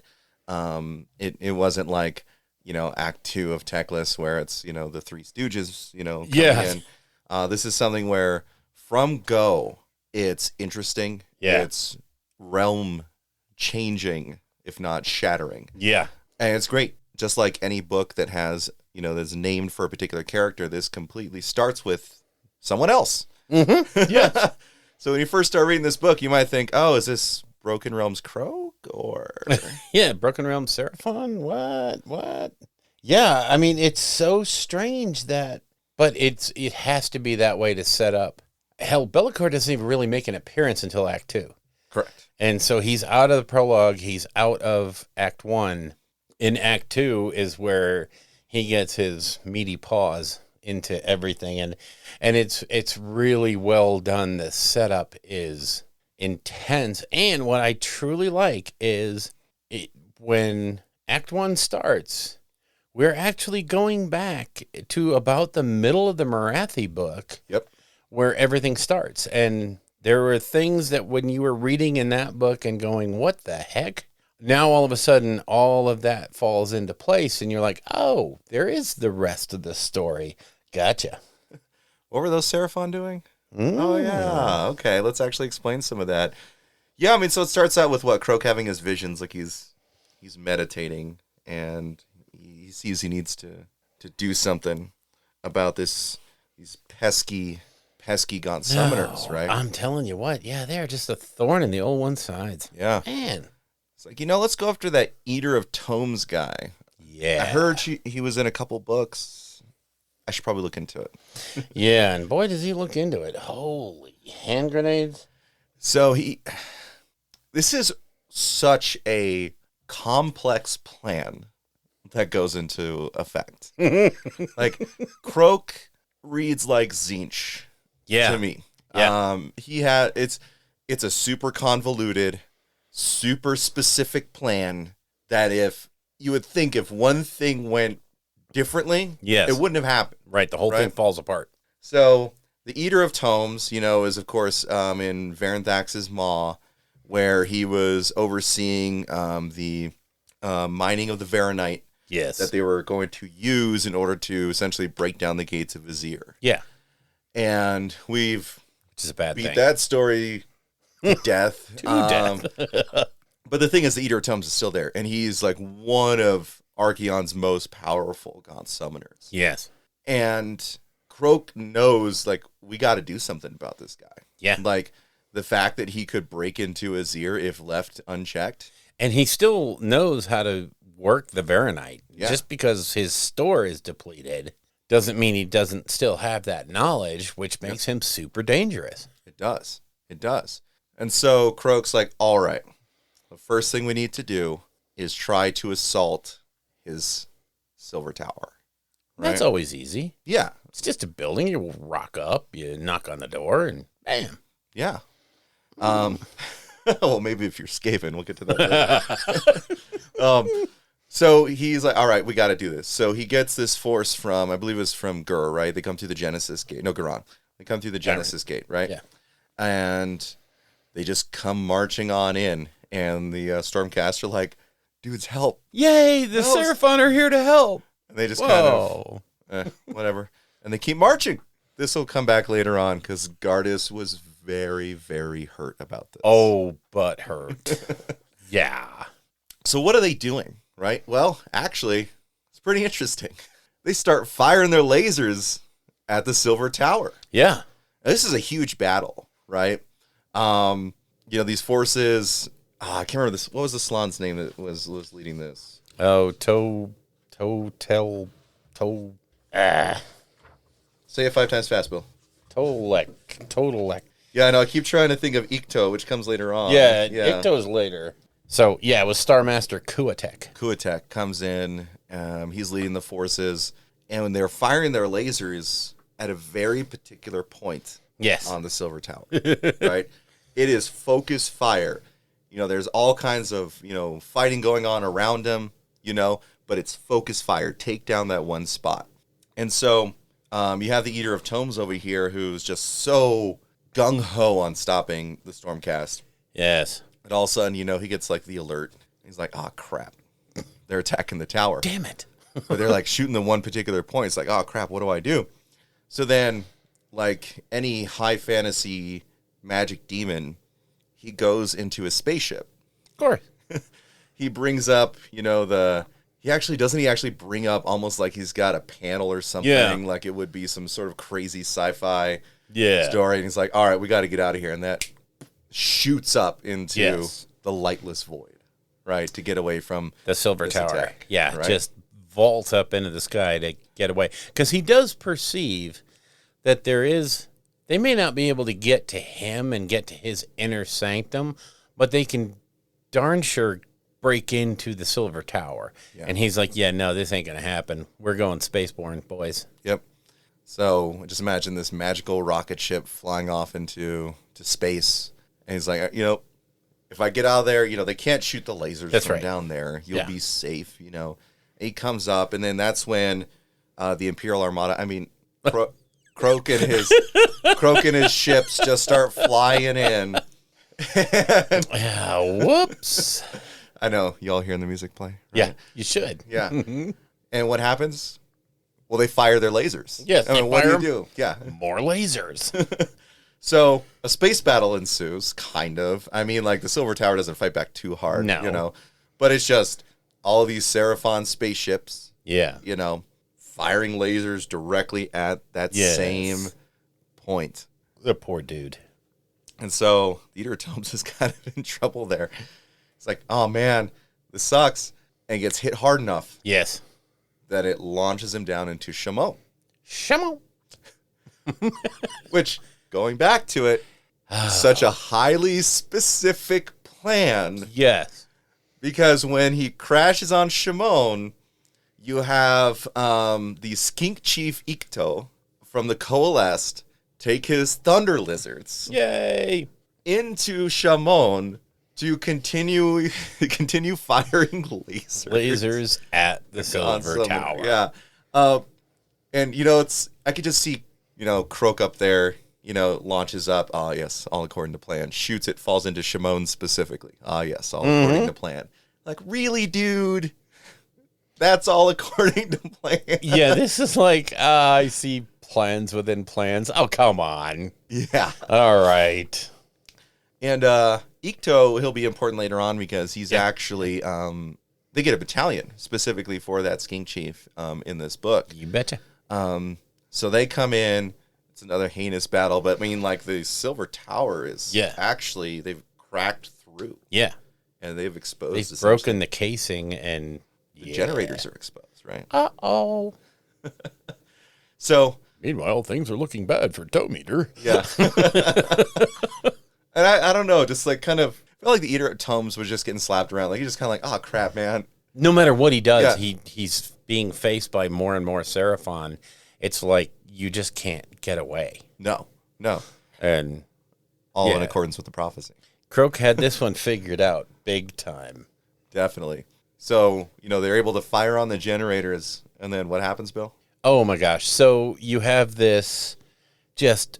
the lasers actually did find their outer, they penetrate the outer shielding. In the span of a paragraph, they basically blast Tometer into a gazillion pieces and blow this Silver Tower up with such cataclysmic force.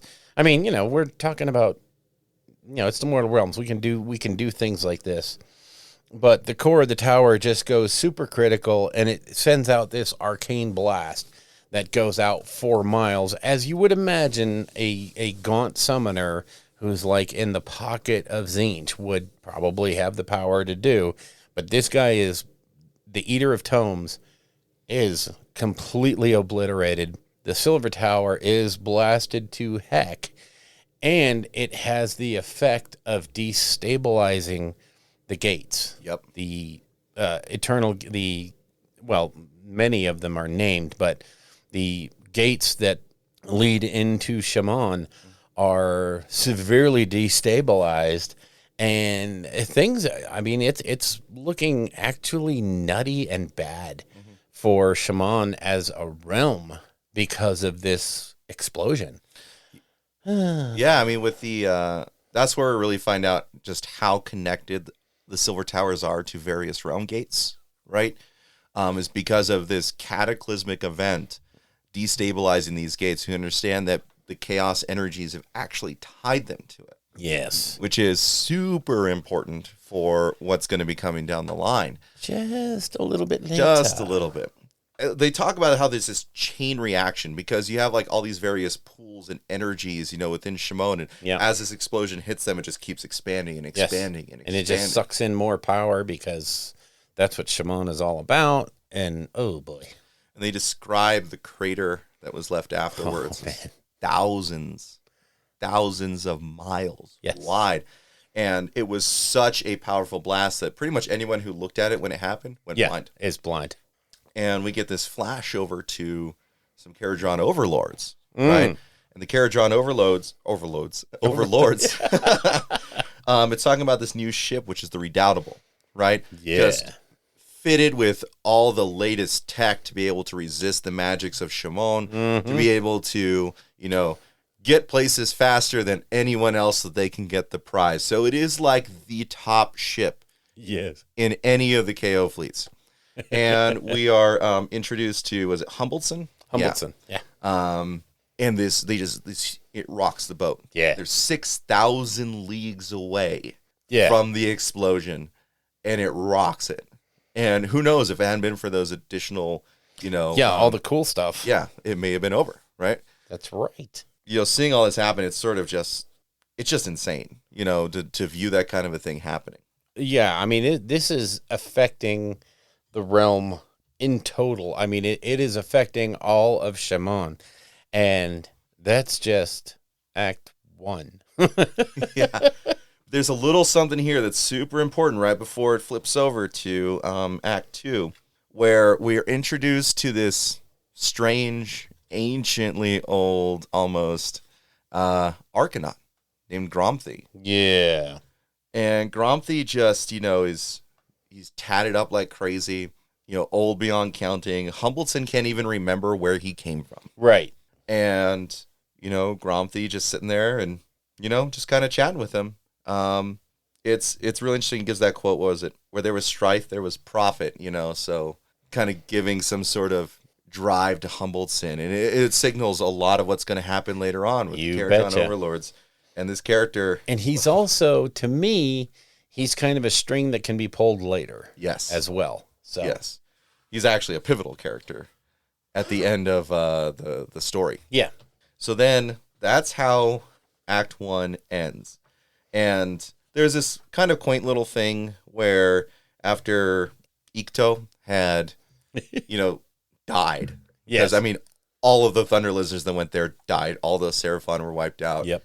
And I say quaint when I really probably should say kind of almost disarming thing, where Croak is like, you know, that guy was so good, I'm going to remember him back into existence. Yeah. You know? And it's like, I don't know, it gave me that feeling that Croak, and this is his character though, but like he's just so detached from everything, you know, like countless Seraphon have died. He's seen ages pass, and he's kind of like, yeah, that was good. I'm going to remember him just in case, you know? Yep. Save that in the hard drive. Ooh, F5 for autosave. Yeah, it just struck me as weird because it was so alien. Yes. And we're talking about Seraphon. Seraphon are alien. This is how they do it. They remember their armies into existence. And it's just, it's jarring to actually see it in that flippant way that it takes place. Yeah. Wild stuff. But then, or one last comment on that. Again, when all this stuff is destabilizing the realm gates, you know, Croak looks back on and he's like, yeah, I can live with that. Mm-hmm. Yeah. Like, that's okay. Okay. There was some collateral damage, but a 6,000 mile or a 1,000-mile crater, aftershocks for, well, what, 6,000 leagues, so 9,000 miles. It's no big deal. No big deal at all. Yeah. Well, we did what we came to do. Acceptable. Yeah. It was acceptable to stop the Eater of Tomes. Yeah, exactly. What? So we displaced a few monkeys. No big deal. Well, come to find out that Croak's actions, well... Oh, boy. It was part of the plan all along. Dude. Stormcaster, cool. All right, so Act 2. Yeah, we actually get to the namesake of the book now, don't we, Bill? Yes, we do. Why don't you take this one away? Okay, so the act opens up with a big demon named Be'lakor. He's just kind of musing over his lot in life. I mean, think about it. This guy used to be the Ever-Chosen. Now this upstart Archeon fellow has come along and just done better at everything. And, he's just like kind of feeling sorry for himself, and he really wants to get that title back. He wants to be the Ever-Chosen again. And he knows he can do it because, well, he's Be'lakor, for God's sakes. He's the first prince. He's the dude that wore the mantle when nobody else was up to the task. So he's got this. He's looking down, over the realms, and he sees the destruction of that silver tower. And he's like, whoa, hey, you know what? I can use this to get in good with the Chaos Gods again. Yep. I got a plan. I have a great plan. The problem is I need some help. Oh, Belly, you old silly. This is where anyway. He remembers back to a fight he had with Lady Olinda. Yep. And he actually just whooped the living snot out of her. Mm-hmm. It wasn't much of a fight. She's not on his level, fighting-wise. The problem was, as she died, she laid a curse on him. And he knows this curse is going to come to fruition. Yep. It's a night haunt curse. It's going to happen. Yep. Clownchu Nagash or what have you. This thing is going to happen. So he has a plan. He's going to simultaneously get in good with the Chaos Gods and either delay or dispel the curse that's been put on him. The only way he's going to get that to work is he needs to make a direct assault on her castle in Shyish. Yep. So, Be'lakor does what Be'lakor does. He gets demons of every ilk to follow his lead because, he can do that. Gets to the castle. I'm going to paraphrase real quick through a lot of writing that is really, really good. But he basically gets to the castle, gets to the crypt in the lowermost levels, and figures out the only way to permanently kill Lady Olinda is to destroy her flesh and blood body. Yep. Okay, fair enough. However, Lady O is there in her, ethereal form because she's Lady O now. And he can't actually do the body with her there. And rather than get into this long protracted fight, and this was kind of his plan all along, they make a deal.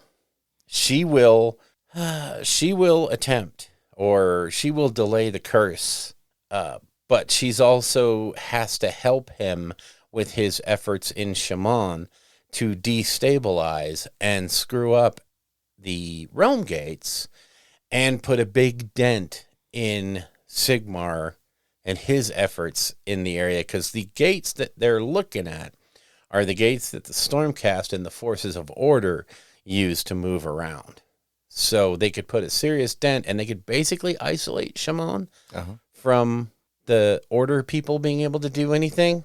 So this is kind of, Olinda doesn't really want to jump in with this guy because he's kind of a, he's already slapped her down hard once, and she has some misgivings. Yeah. But she's in kind of a weird place because he could just repeatedly kill her until he got what he wanted. So she agrees.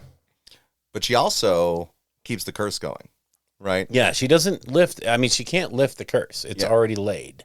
So she flips the hourglass. Yeah. It says, I'll help you. You give me these souls, which he's like, great, I can take these back to Nagash. She'll love me for it because we're actually going to be able to take Stormcast souls, which were stolen from us in the first place. Tasty ones. Yeah.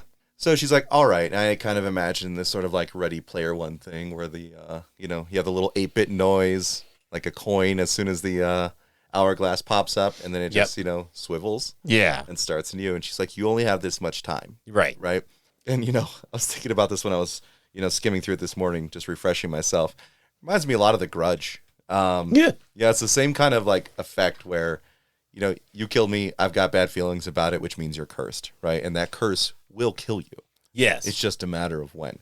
So she delays, the curse coming to fruition. It's like, all right, let's go do it. Yeah, let's make this stuff happen. So they're going to target the realm gates in and around Shaman.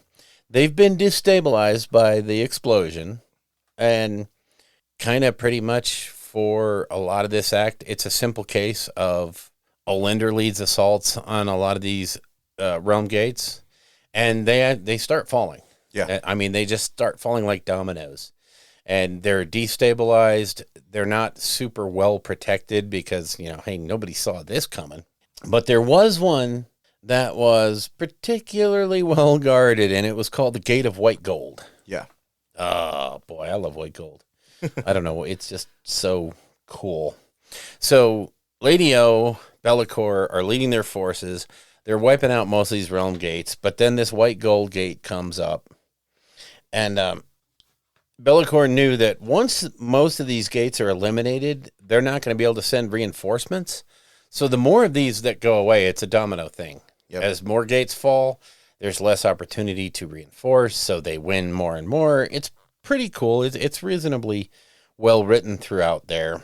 They held out, the mortals in the realm have been holding out at this Gate of White Gold, and knowing that you can't defend them all, so let's defend one of them really well. Yep.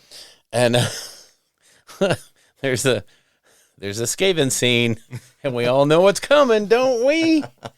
Yeah. So mortals are holding out this Gate of White Gold.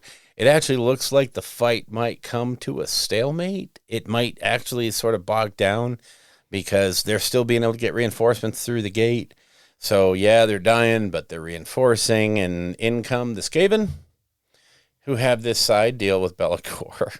Right. And use a gnaw hole, because that's what Skaven do.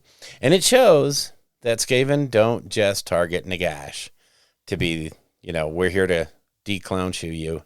So they do it here to the forces of order. They basically get in, whack that gate, and pretty much end all hope in Shaman.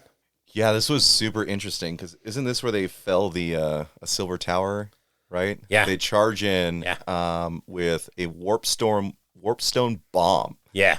Which I actually just love this little snippet. It's like half a page. Yes, right? it's only What, tiny half a page. Yep. Cricks it. Oh god, it was so. When I was reading it, I could hear that heist music playing, where they just they bust in and they're running through. They set up the bomb and they're like, "Get out of here, boys!" And they dive back through the novel. Right as boom. Yes. And this explosion is so important. Okay, so now here comes the crux of the story, and honestly, this is what changes the mortal realms going forward. Yeah. Because with the collapse of the gate, Be'lakor is now able to enact his plan. This is the fruition of 90% of his plan. He's now able to create this arcane cloud above the area, and for now it's just the area, but it's spreading. And it blocks out the sun. It blocks out the light of Sigmardil, the not Tolkien, but Sigmar stars. And what this cloud does is it blocks the ability of the Stormcast souls to go back to Azir. Yep. Instead, they're captured, and this is why Olinder's here and has agreed, is because those souls now go to her. Yep. And she's got all these tasty Stormcast are cool. Stormcast souls. Okay. And this is the big deal. This is why she's thrown in with Be'lakor, because this is going to help her with Nagash. Now, keep in mind, we have flipped the story back. Nagash isn't a smoldering pile of poo-poo that Teclis made. He's still, at this point in time, he's still big Nagash. And he's still got designs on the whole world. And she's like, he gonna love me. Yep. So they destroy that last realm gate, the Stormcast reinforcements that are there, and there's this whole big story of this chamber that is there, and they're fighting hard, and they're like, whoa, for the first time they get this feeling of isolation, and they lose their link, that kind of soul link to Azir, and they're like, oh, this death might be the last one. And it's not good for them. They don't like it. So Be'lakor he's on a roll. Yeah. And he's like, the biggest city in Shamo is Vindicarum, and we're gonna go lay siege to that because I've got enough forces along with Lady O, and you're not getting any reinforcements. So basically I'm just gonna surround this city and starve you out. At this time, Olinder makes it pretty clear to Be'lakor in a sidebar from the main story that, hey, listen, we're good. You and me, we're good now. I got souls. You got stuff you wanted.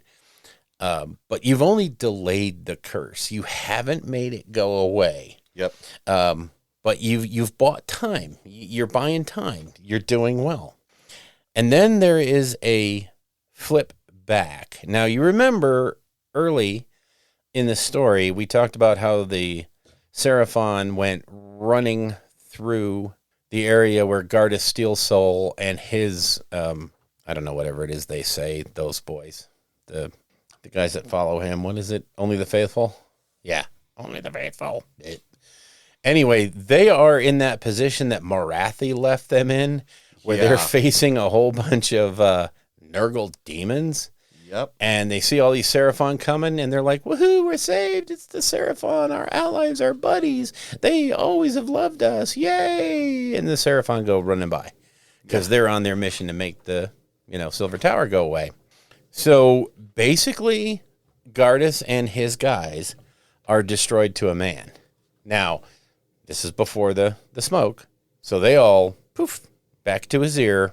And, you have to chalk this up as a big L for the good guys. Yeah. So Gardas gets reforged, and he's kind of hanging out in Azir. And he's like, why did the Seraphon do us like that? Why did they just, they could see that we were going to die. We were surrounded. We were cut off. Why didn't they help us? Why did they saw us. They knew we were there. We were calling to them. But they just said, yeah, no, see ya.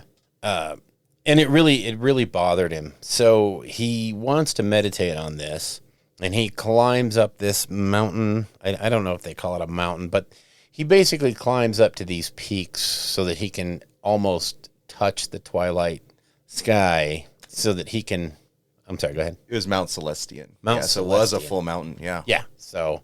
Yeah, he climbs up there to do his meditation, to do his prayers, to try to figure out why the Seraphon would break the pact. They would break the bonds of friendship. And all of a sudden, in front of him, this silver lake opens up, and Gardas does as Gardas will do, because he loves hanging out in gardens and pools, I guess. He just decides that, I know what to do. I have to do this. He walks into the lake, the silvery lake, and he loses track of time and place and space, and he ends up at the base of this ziggurat. Mm-hmm. And at the top of the ziggurat is none other than Lord Croak. So Croak throws him a vision of what's happening in Shaman and what the possible result could be. Yeah. And Gardas sees that when the Stormcast died there, they're dead. They're gone. There's no more coming back.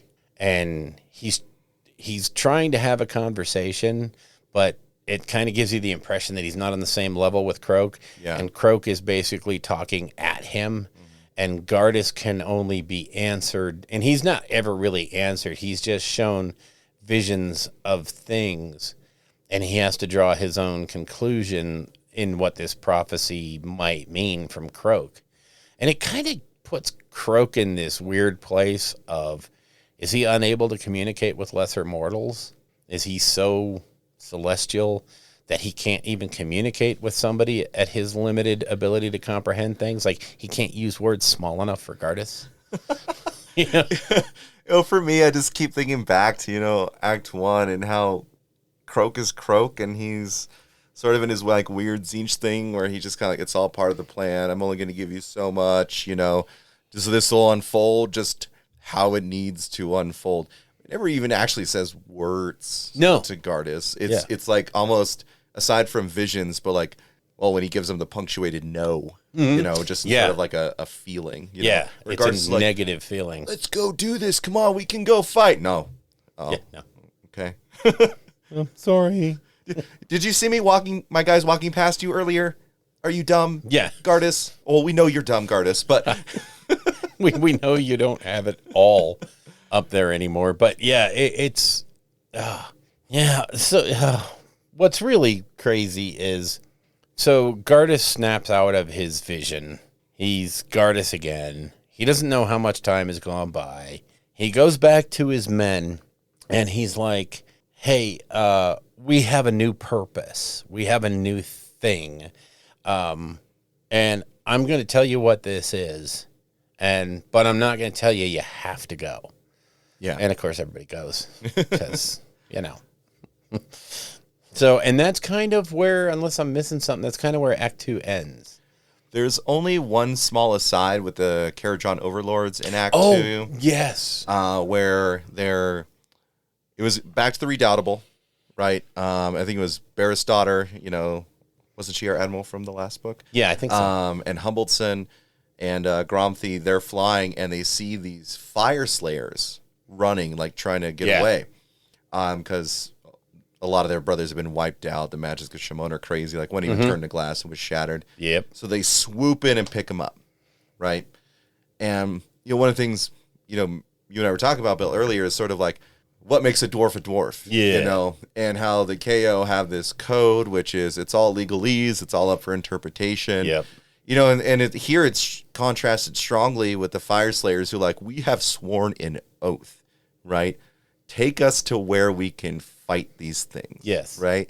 So we get a little glimpse of that. Yeah, the dichotomy between the two Fire Slayers being more like the older dwarves, whereas the KO are kind of this new envisioning of dwarves that will make an oath, but will look for any single possible way to twist it in a very Pirates of the Caribbean kind of manner. Yeah, yeah. So a very neat interplay between the two. I mean, it's even in their book, right? Because they've got the code, they've got the footnotes, Just imagine, you've got the addendum, all these things. It's being a lawyer, I know exactly what they're talking about. And I kind of like that about the KO, which is why I've got them.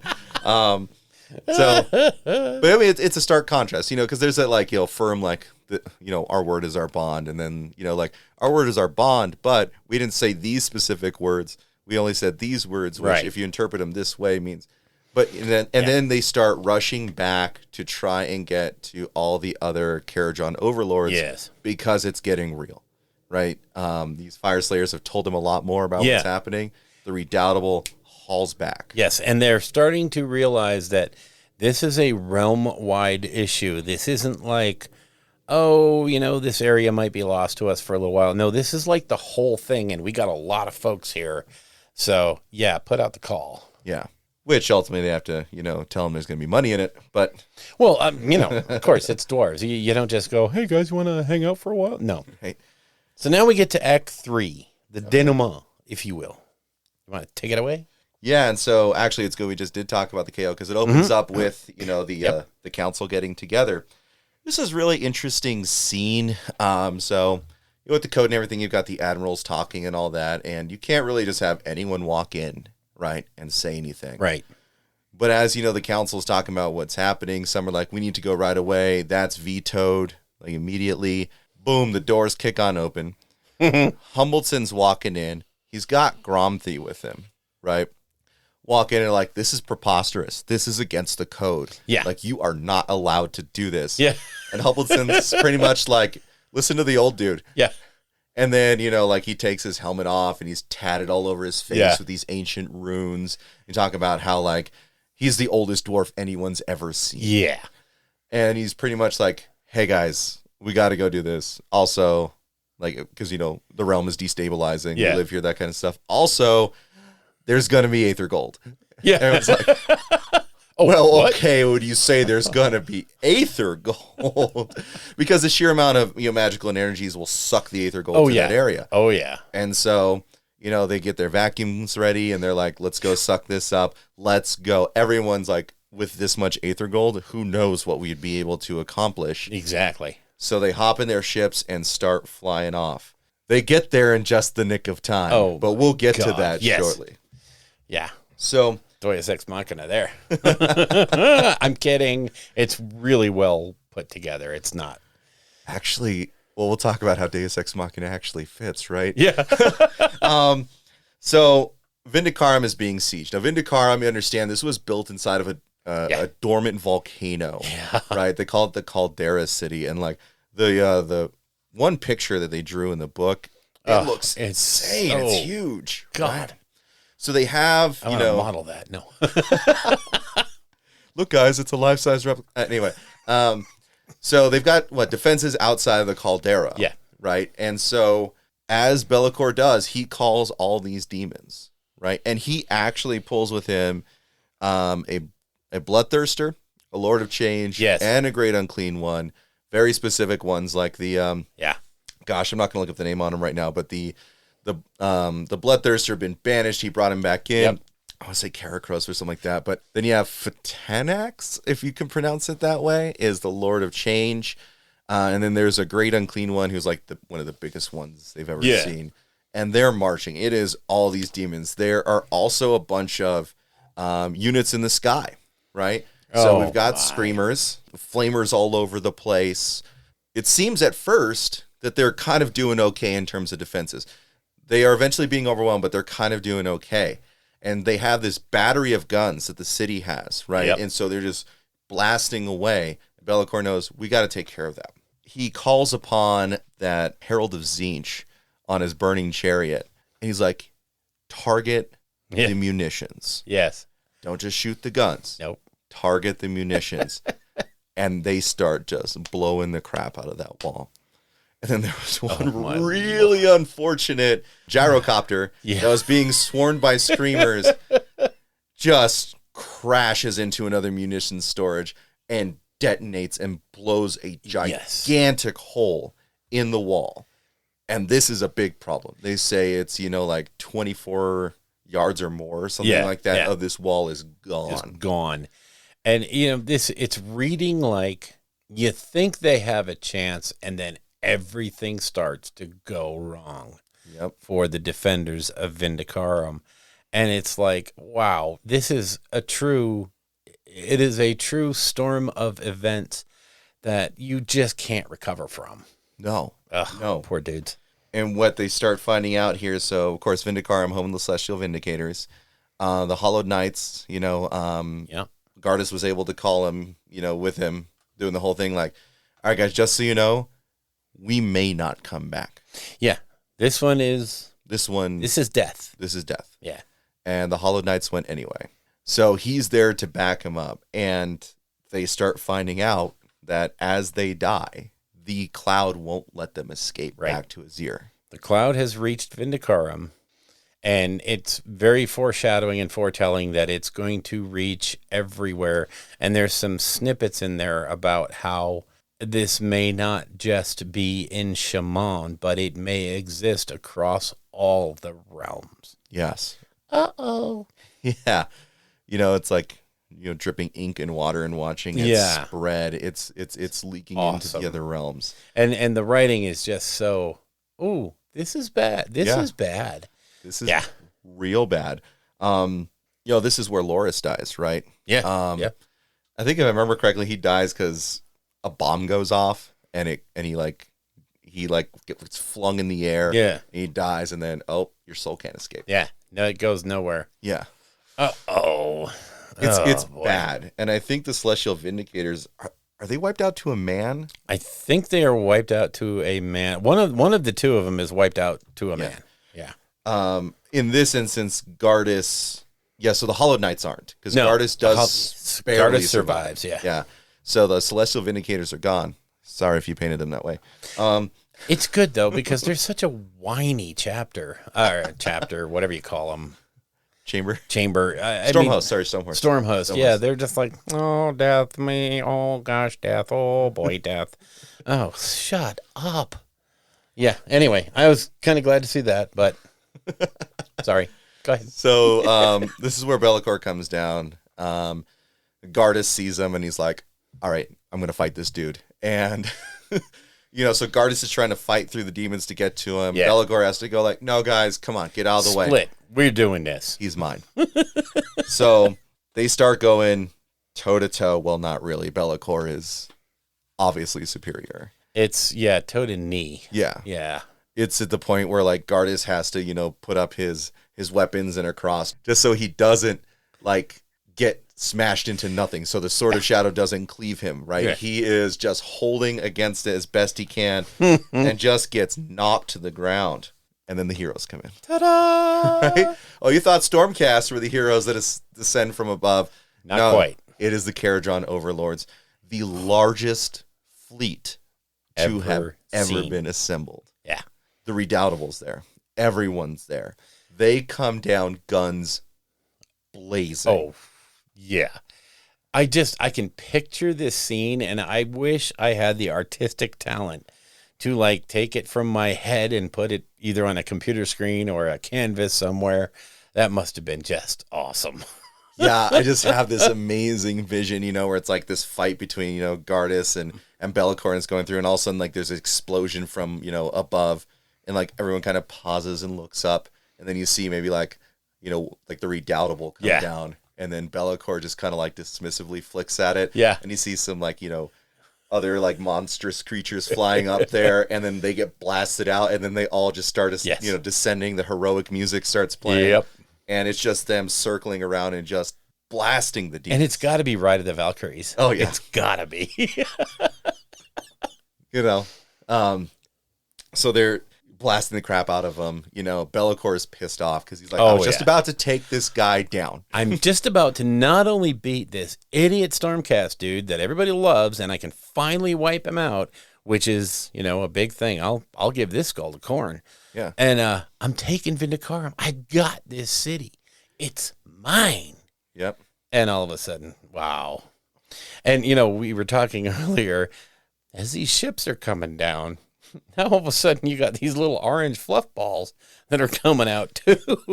These little orange fluff balls are very angry fire slayers. Yeah. Oh my God. So these fire slayers that swore that oath, right, are fulfilling it. Oh yeah. And we're just imagining, just this like tiny, it looks in the distance, this little orange thing, like, what is that? Yeah, what's and you that? just hear it screaming, just as it comes down and just like cleaves into a demon, dying in the process. Oh my God. Doom Seekers just cannonballing off. Oh yeah. And it says they go there to, essentially find a good enemy to die fighting. Yeah. Well, Be'lakor's not quite done. He's like, no, I have enough to stop these KO. Yeah. I've got enough demons here. So he goes to engage him, leaving, Gardas there. I think Gardas kind of like smacks him a little bit to get away. He hits him in the wing, and Be'lakor's like, eh. So then Be'lakor goes up, and he actually goes to himself fight the Redoubtable. That's how big Be'lakor is. He's going to fight this frigate. A ship. Yeah. Yeah. And he gets there, and, as he's about to, start attacking it, all of a sudden, this little tiny Arcanaut starts running up with what sounds almost like this tiny little hammer, right? Just running up like, ah. And then Be'lakor goes, wait a second. It's enough to be laughable. Yeah. But Be'lakor sees him. And he goes, oh, crap. I know who that is. Yeah, I know that guy. Be'lakor, he's like, I might be able to do this, but this is totally unforeseen, right? Like fighting some KO, whatever. Yeah, sure. Right? But this guy, I don't know the variables. Yeah. And that's the whole theme of Be'lakor is he's so scheming, yes. right? Everything is, he's trying to undermine things, plots all over the place. He talks about this was 100 years in the making, right? Yeah. And he's like, this guy, this Gromthy is so significant that Be'lakor's like, I gots to pull out. Yes, I have to retreat. And he does. And it's just this crazy cessation of all the bad. You're just sitting there left thinking, who is this guy that can force the number one demon prince to just go, boom, I'm out. Yep. Oh, man. I hate this book. I truly hate this book because it's nothing but questions. There are no answers. Well, one answer is that the Celestial Vindigators are dead. Okay, that's a good answer. Yeah. I love that in a way. Like it just gives you enough, it gives you just a little taste. You're like, I want that. You're watering at the mouth. Who is Gromthy? Yeah. Right? I mean, who do you think he is, Bill? And that's just it. Is from the old world. I don't know who he could be. I didn't follow the dwarves all that closely, but I'm wondering if it's the brother of Grimnir. Grugny? No, it can't be Grungni. Oh, you're right. Grungni is working.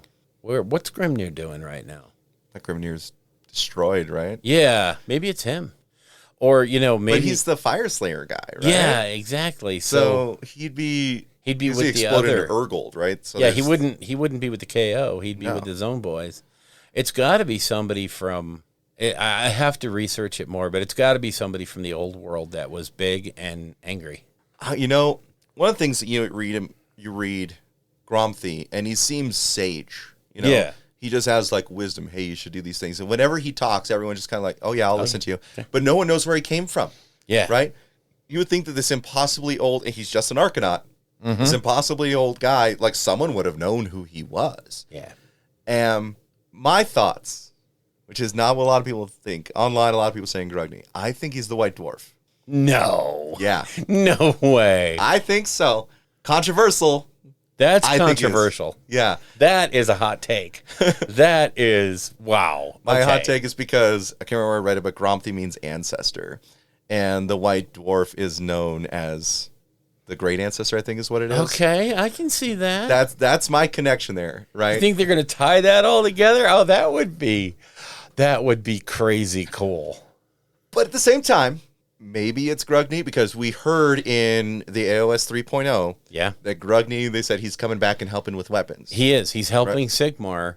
Maybe he's taking physical form, He's been off somewhere, doing his thing, He was in a self-imposed exile for quite some time. Yeah.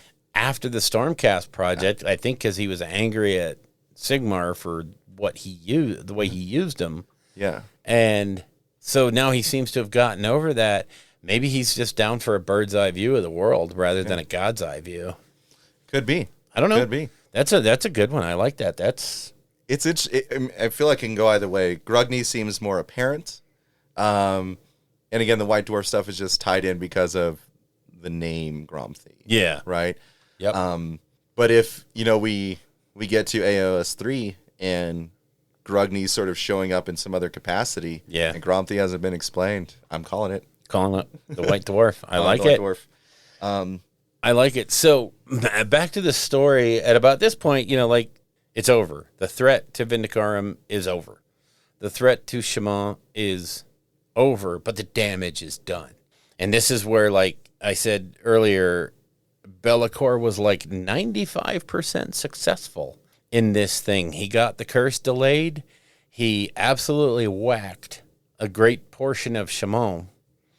And, Gardas is looking over, he's reflecting on the situation, and Vindicarum is kind of toast, but it can be rebuilt. It won't be the same. But he also starts to understand that this arcane cloud is hanging over all the realms. And that is hugely impactful to the Stormcast, because the free ticket home to Sigmar is pretty much over. It is. Now you need bus passes. Yeah. And those are Thunder Thigh armor or something. Yeah, you need Thunder Thigh armor, basically. You've been replaced. Wow. You have this whole thing where Be'lakor, he's retreating. Yeah. And he's flying back to his stronghold. Oh, yeah. And as he does so, he literally hears the Chaos Gods laughing at him. Right? Here is his chance to solidify his favor with the Chaos Gods, and he was thwarted by a really old dwarf. A really old short dwarf, yeah. Yeah. Well, Grumpy's actually a little bit bigger than everyone. Okay, well. Yeah. But it reflects, he's like, well, I kind of actually did what I came to do. I pretty much delivered you one hell of a gift with that arcane cloud. So what's all this? I wiped out a storm host to the man, almost destroyed a second one. Vindicarum is crippled. Yeah. The realm is destabilized. Completely. Right? And Croak thinks that he did a good thing. Yeah. He doesn't think that way. Meanwhile, meanwhile, back at the Hall of Justice,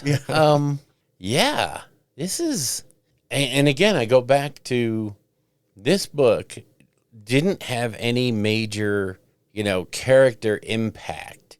It brings Be'lakor back with a shiny new model and all that stuff, but there's no Marathi's a god now.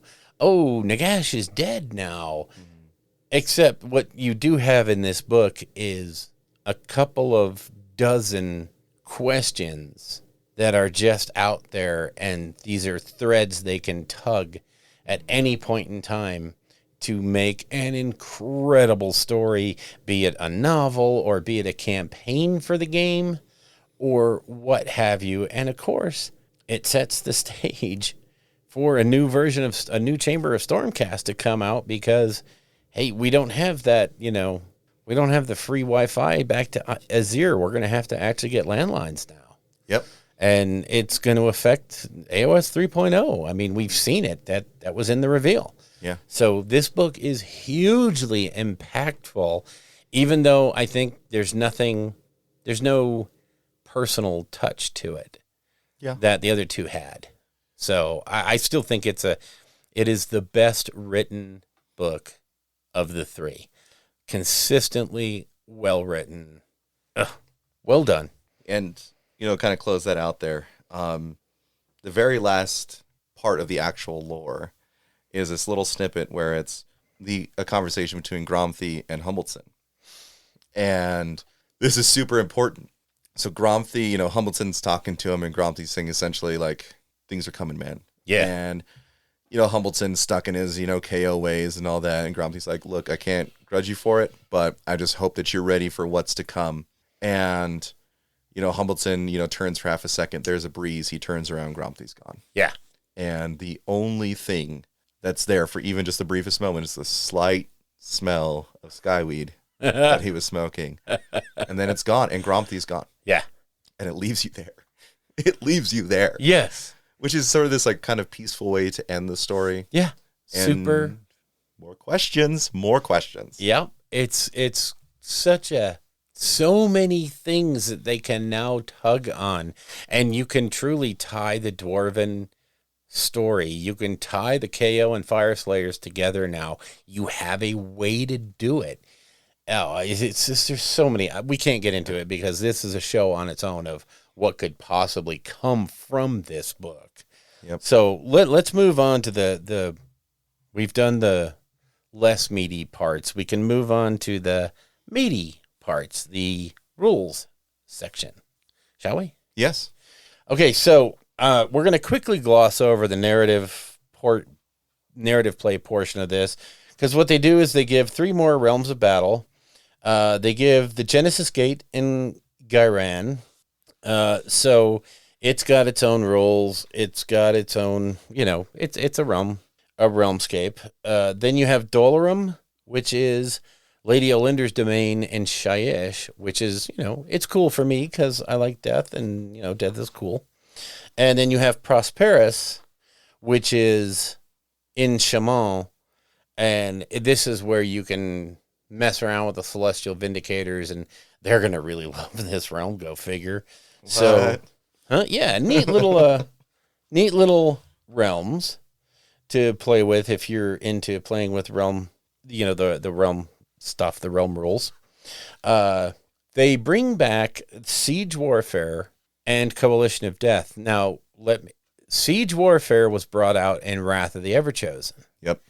Then they bring it back in this book, and in this book, it's watered down quite a bit. And one of the knocks on the old system was it could become cumbersome at times setting it up. This book strips it down to just, this is what affects the table, this is all that's left. So it gives you now have two different ways to play sieges. You can play it with a longer drawn out system in Wrath of the Everchosen, which I think was actually reprinted from one of the handbooks. Or you can use this system, which is just battle focused. It's just, okay, we do a quick thing at the beginning of the game, we figure out where we're at, boom, this is the effect it has on the game.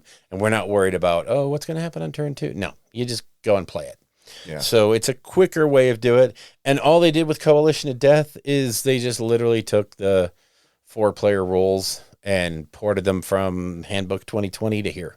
So, I mean, I don't know. I didn't read the old ones closely enough to say if there were any changes. There's no major changes. Yeah. So that was the narrative play portion. Again, the campaign is one of those, you need a club. you need a club, or you need somebody that just has every army known so that you can do it. Not just every army, but also every army in numbers. In quantity, yeah. Yeah, like, again, here's another example, kind of like we talked about last time with the Defenders of the Genesis Gate. You need the Invidian Plague Host that we talked about last time, so that's 4 units, 2 heroes, and 2 Plague Bearer units, which are, minimum 5 or something, or 10. Yeah. And then you need 16 other Nurgle units. Yeah, 16. That's it. Even Min Plague Bearer units are... Okay, that's 160. Yeah, okay. Wow, yeah. Okay. Same problems as before. They're cool in theory. They will be super fun narrative games to play. And again, you have to understand, in these scenarios and in this setup and in this campaign, throw your ideas of match balance play out the window. These are designed to recreate the fights that are in the book. Yep. And they're not going to have the wrong side win just for pure fun. I mean, it's going to be tilted heavily in favor of whoever won that fight in the book. So keep in mind, these aren't supposed to be matched play scenarios. Don't look at using one of these in your next tournament pack. Bad idea. All right, so we're taking 2,000 point list, but you need to have 20 units in your Nurgle armies. I don't know. Wait, they have to be 100 points each unit? Yes. It would be interesting to actually make up lists for these scenarios and see where the points are, technically. I mean, that's why they put Coalition of Death in this book, is some of these fights you're not going to do with 2 players. I mean, you can do it, but it's going to take the better part of a day. And it would be a lot more fun to do with 4 players or even 6 players. Some of them would be really well done with 6 people. So, yeah, I mean, you got to turn up to that, knowing you're going to be playing narrative, that it's going to be fun. Yeah. Other people are going to be touching your models. That's right. You got to be ready for that part of it. Yep. Probably not easy to do in a COVID environment. No. So it's something that's going to have to be down the line, and have to make lists to see if you can even, in an essence, fund it. Yeah. Yeah, exactly. So then we need to move on to the big guy himself. Oh, yes. Yeah, Lord Croak's pretty cool, right? He's not even in this book. We have to wait a book. Okay. So Be'lakor has gone through some pretty major changes, not just a new model, but a new refined and balanced guy. Yeah. He is now a behemoth and a monster. Mm-hmm. So that's going to affect scoring for a lot of things. He's gotten a significant points hike. So be prepared. So, yeah.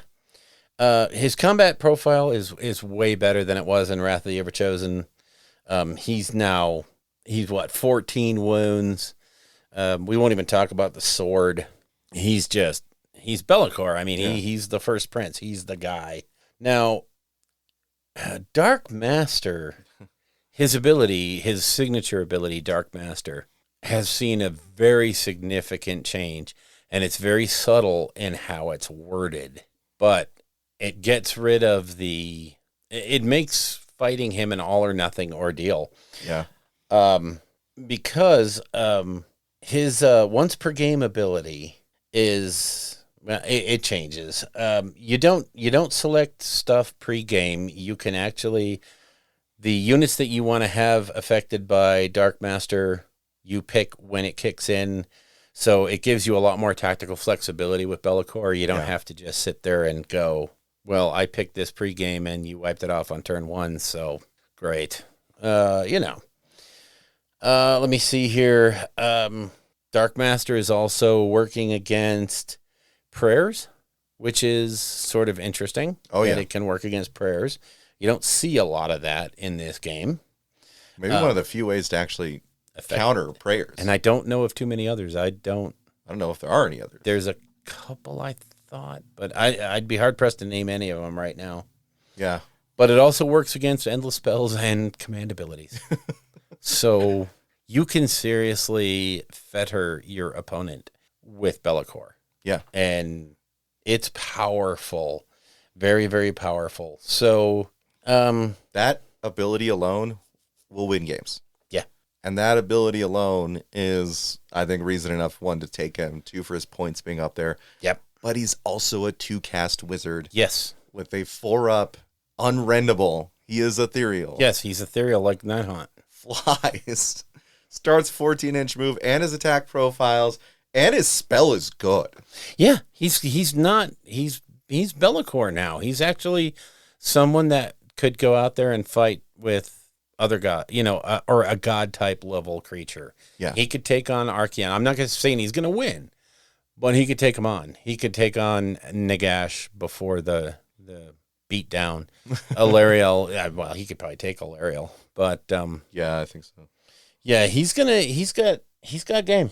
No, the big change to Dark Master and Be'lakor's ability is it is now rolled for at the beginning of the phase. Yes.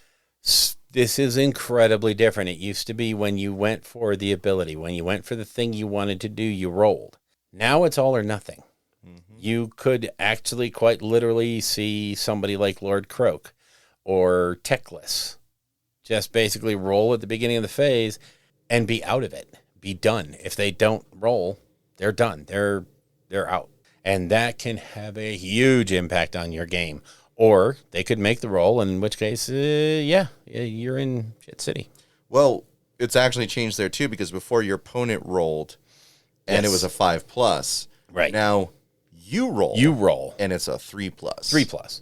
So you get it's just so insulting, and it's perfectly like tailored to the narrative too. Yes. Where it's just like you get to show your opponent, with that roll. Mm-hmm. You don't get to do your thing. Yeah, you don't get to play with your toy this turn. It's not like, this is game long and, I can't play. I bought all this stuff and I can't play with it. No, it's not going to be like that. But if you can time it right, you can make Be'lakor incredibly powerful. Yeah. And he's pricey, but that ability is also very crazy good. Mm-hmm. So you shut down Idoneth Deepkin on their assaulting turn, and you take all the buffs away from the eels, and you make it to where the Eidolon is doing nothing. You've just basically taken the teeth out of the eels, and you've taken their ability to really do what they want to do to you away, And you've weathered that turn when they're at their peak. Now they're going to be on the downhill slide, and they're going to be on the retreat. So, timing is everything in using Bellacor's abilities. Yes. So he's not going to be an easy guy to play. You can make mistakes and get him killed. I mean, yeah, he's a 14 beefy wound dude, but you can get him killed by being in the wrong place at the dumbest time, which is what I will do. I'm sure I will use him incorrectly. He's definitely got big brain plays. Oh yeah. If you know how to use him, you can use him well. Yes. What makes him more interesting for me is when he's taken as an ally. Yeah. The Legion of the First Prince is confined to demons, chaos demons, right?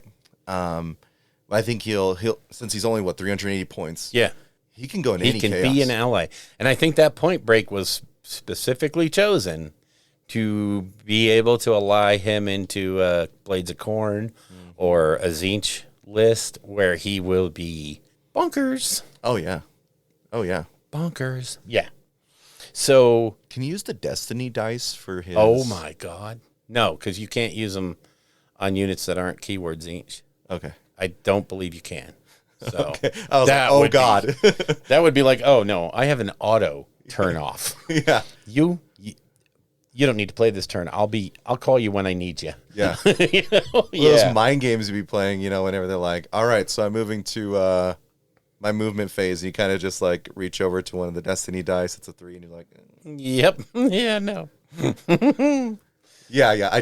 I haven't read the Disciples of Tzeentch book in a long time. So I'd have to go back and just make sure that kind of cancer isn't there. Yep.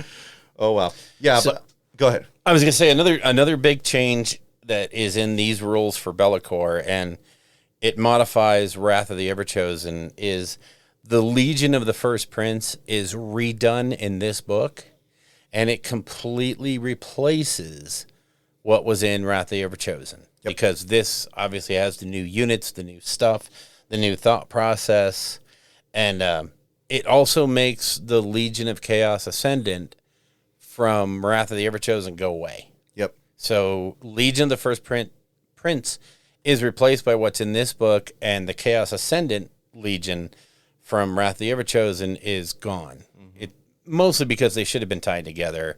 It was even kind of weird when that book came out. Yeah. But it makes a lot more sense now. It's not like, oh, they retcon something. They've made it a lot easier to figure out what Be'lakor and his Legion are going to do. Uh-huh. So it was a good change, not a bad change. And it's a good Legion. It's a really good Legion. It looks super fun. And if you're a big fan of demons, in particular in 40K, demons can be incredibly strong. And so a lot of people have demon armies, right? Yep. And with new Be'lakor, well, of course, they're going to have picked up Be'lakor for 40K as well. Oh, yeah. Right? And so if you were a big 40K player in the Chaos Demons, Codex, well, come on board because we got the Legion of the First Prince. You get to play with all the same things that you like. It'll be a little different. Yeah. Be a little different. Yeah. But it's super cool. fun. Oh, yeah. Be'lakor gets a lot of buffs himself just by being around, his little cronies, right? Yes. And I can see cases like when I was kind of, thinking through lists in my head, like what are the kind of things I would take if I'm not going to say it's necessarily a super competitive, army, but, you probably want to go more towards plague bearers and horrors than you would towards bloodletters or demonettes. Right. There is that really wonky. Wasn't there something where he has to be within range of one of each of the war scrolls? I believe so. Yeah, command traits. But he. Well, they have to be close to him to get the reroll. Basically, he's going to have a bubble. It's Be'lakor is in the same bubble game. Yeah, that was the reroll thing. So he can reroll hit rolls as long as he's within 18 inches of one of each. So you'd have to have bloodletters, horrors, plague bearers, and demonettes, right? But some of them just aren't as effective. I mean, demonettes are very, very, very not good.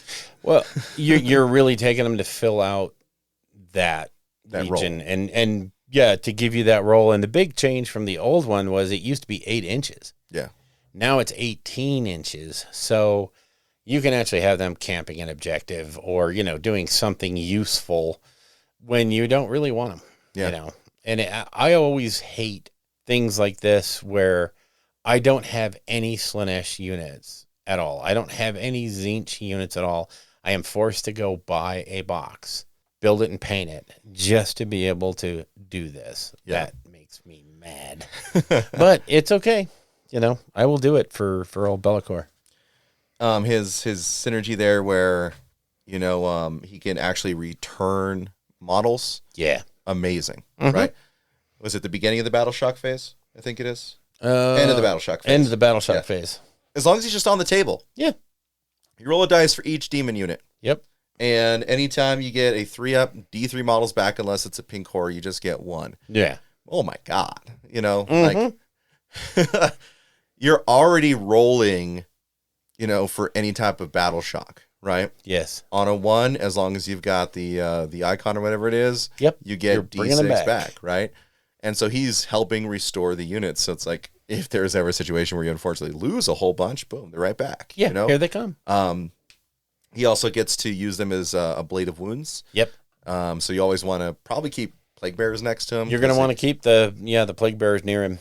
You can throw it on there. Then they've got their save. They get their save. Oh, isn't that cute? We've got some all right command traits, but really, you're going to take Be'lakor, I think, as the general. Yes. This would have to be for other generals, right? Yeah. He's already got his spiciness, and like the battle traits are written for him. But you're always going to want to take the extra heroes just because of like the summoning stuff with unyielding legions, right? Most of it's okay. It's becoming very synergistic, which is cool. Yeah.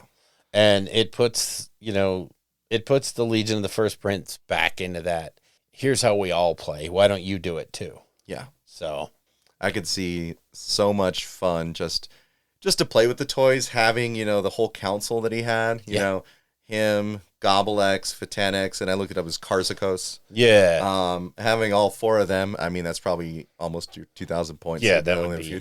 But playing like a bigger game. You'd have to play a narrative game for that. Yeah. How fun would that be? Because each one would just be like so like different colors on the board, visually very exciting. Stunning. Yep. Oh yeah. I would do it. I'd buy that for $1. Oh yeah. Okay, so Be'lakor. Let's go on to the Night Haunt. Oh yeah.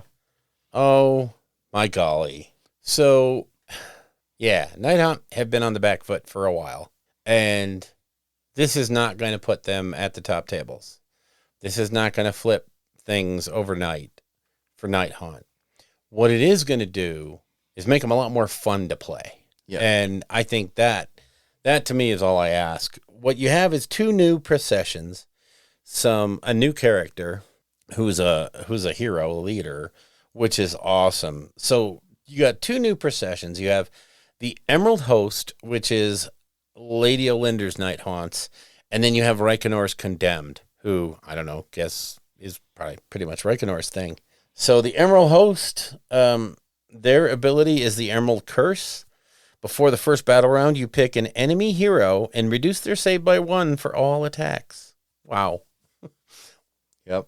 Wow. Okay, so this can have, it seems very like, oh, wow, yeah, I reduced his save by 1. Yeah, big deal. No, this could be very, very big going forward when you put it on, and it's before the game. So it's not like, oh, I need a line of sight. No, it's you pick an enemy hero before the game, and you give them -1 to their save for all attacks. Well, also significant, too, is it doesn't say they have to be on the battlefield. Right.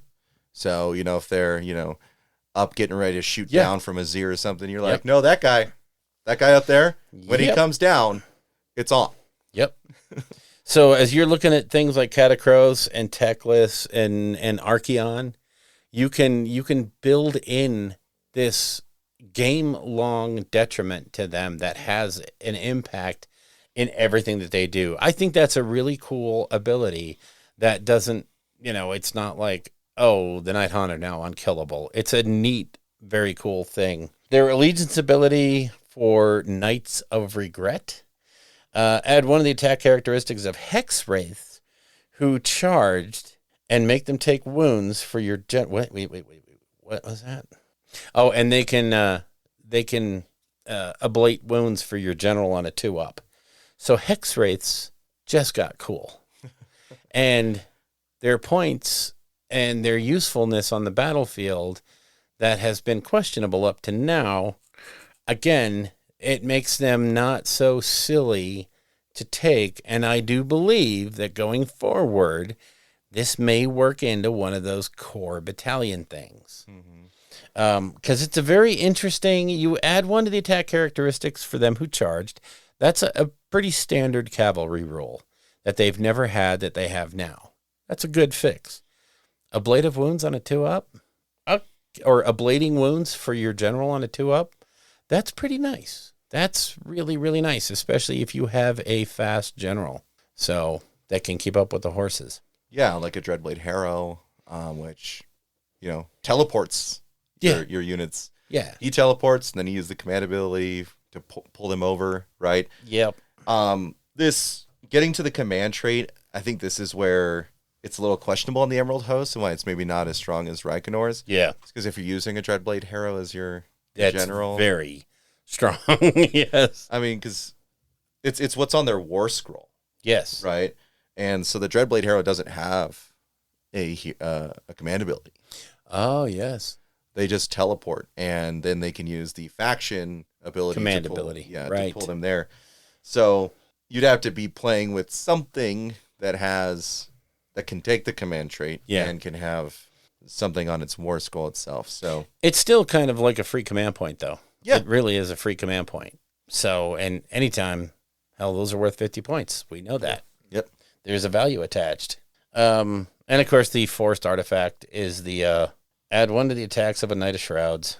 I feel like what this wants us to do is take the Knight of Shrouds as the general. Yeah. But then you also have the Sorrowmourn Choir. Yeah. Which is Lady O's special battalion, which also makes her a general as well. Yeah. Right? And so we'll see that in Reikenor. So you could take your Knight of Shrouds, which will, march up with your Hex Wraiths. Yeah. And being a general, he counts there. Lady O will also get to ablate wounds in her choir, which I think it's still on a 2-up, so she throws it to the girls, right? And so you have these which generals. Is something she needs desperately. Oh, yeah. That's the thing. She is a mortal wound machine gun if you can keep her alive, right? Yeah, but anything can get through her paper armor. So, yeah. So with this, hopefully you can ablate the wounds long enough to keep her there to just lift the veil and scare someone's face off, right? So I think that's what it's meant to, combine those two, which, if you just had like getting started and start collecting the old Soul Wars dual box, got yourself some Hex Wraiths, and then brought Lady O and the Sorrowmourn Choir in, you'd have a decent thing for Emerald Host, right? And very well played. Yeah. Be fun. It's a very good thing. And then we move on to Reikenor's Condemned. Oh, yes. Oh, my. This one is good. The Allegiance ability is Unrelenting Taskmasters. It's hard to read, but the short sort of Chain Rasp, Glaive Ray Stalkers get rerolls on all failed hits. If you're near your Spirit Torments or your Chain Gas, these are both units that got to reroll ones if they were within range of their things. Now they reroll all failed. Yep. That's huge because you're already used to keeping that bubble going. Yes. Night Hunt is a very bubble army, and you should already be used to working that. Now here's a bonus for working it correctly, and a big, big bonus because you're re-rolling all hits. Yay! Yeah, and usually you're taking the Torments or the Chain Gas anyway. Yeah. Right? And, I mean, the Chain Wraps are usually just volume of dice, but they don't hit too well. Given the rerolls, they all of a sudden are a thing. And with the built-in abilities to bring Chain Rasp back almost ad infinitum, that's huge. Let me see here. The Allegiance ability is Acolyte of the Grimhaler. So if you bring Reikenor, he is also counted as a general in addition to any other general you have. Wow. does that not make things cool? Oh, yeah. Oh, yeah, it does. So then, hold up. So if you took Reichenor's Condemned, you take the Sorrowmorn Choir, Yeah. then that means you have Lady-O and, right? Lady O becomes a general. So does Reikenor. Reikenor is a general. So you can take your primary general and Oh have my those God, two count. can you now have 3 generals? Yeah. Oh my gosh. Yeah, because it says in Sorrowmorn Choir, if this War Scroll battalion is included in a Night Haunt army, Lady Olinda is treated as the general in addition to the model that is chosen to be the army general. So you could have 3 generals. Yes. So Knight of Shrouds, Reikenor, and Olinder rocking out general stuff. Yeah. Okay, I'm down. This got better than I thought. Okay. Or wow. a Dreadblade Harrow. I would use probably the Harrow. You think? Yeah, so you can teleport bricks of chain rasps. Oh, yeah. Yeah, good, better idea. Because he's not a weak, because the Emerald Host, he doesn't have to worry about that command trait, right? Right. And then he also, in essence, gets Reichenor's Candle as well. Because Reichenor's got a special candle thing. Yeah. So you have to give that to them. And so they get a candle themselves, right? Which is great. Oh, jeez. And then they get the command ability. God, I want to play Knight. Oh, wait, I do. Yeah, the command ability, you just add 6 inches to a movement characteristic. Yeah, the death comes swiftly. That is stupid good. The problem with chain rasps has always been getting them into position without using up the teleport that you have, which is usually only 1 per turn. Now all of a sudden you give them an extra 6 inches of movement. Now they are objective grabbers, not just holders. So they can actually think about being able to move far enough.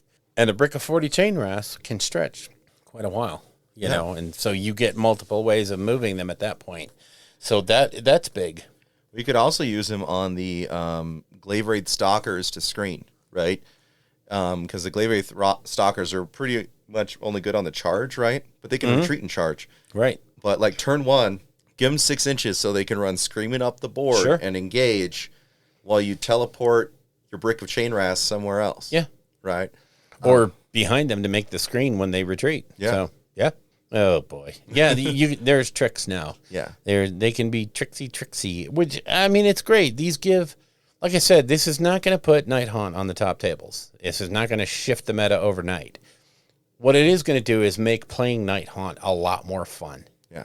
And give you options that you necessarily didn't have in the past, which, you know, all we ever ask for is give us a little agency, give us a little fun army to play, and then let me win or lose on my own accord, not just because my army is, you know, on the back foot. Yeah, for me, you know, I always thought Night Haunt, like, they're almost positioned to be, you know, completely competitive. And they do, you know, hit sometimes top tables, but it's always because they're just piloted really well. Yes. And those who are already doing well will do better. Yes. Right? They will make these work far better. You know, and I'm not going to say it brings the floor on Night Haunt up too far. Yeah. But it gives more flexibility. You know, Yeah. we need to see more processions, and hopefully when we transition into 3.0, that's what we get. Well, and you have to understand that this stuff was written with 3.0 in mind, and it's beginning to look a lot like Deathmas. Sorry, just had a weird one there.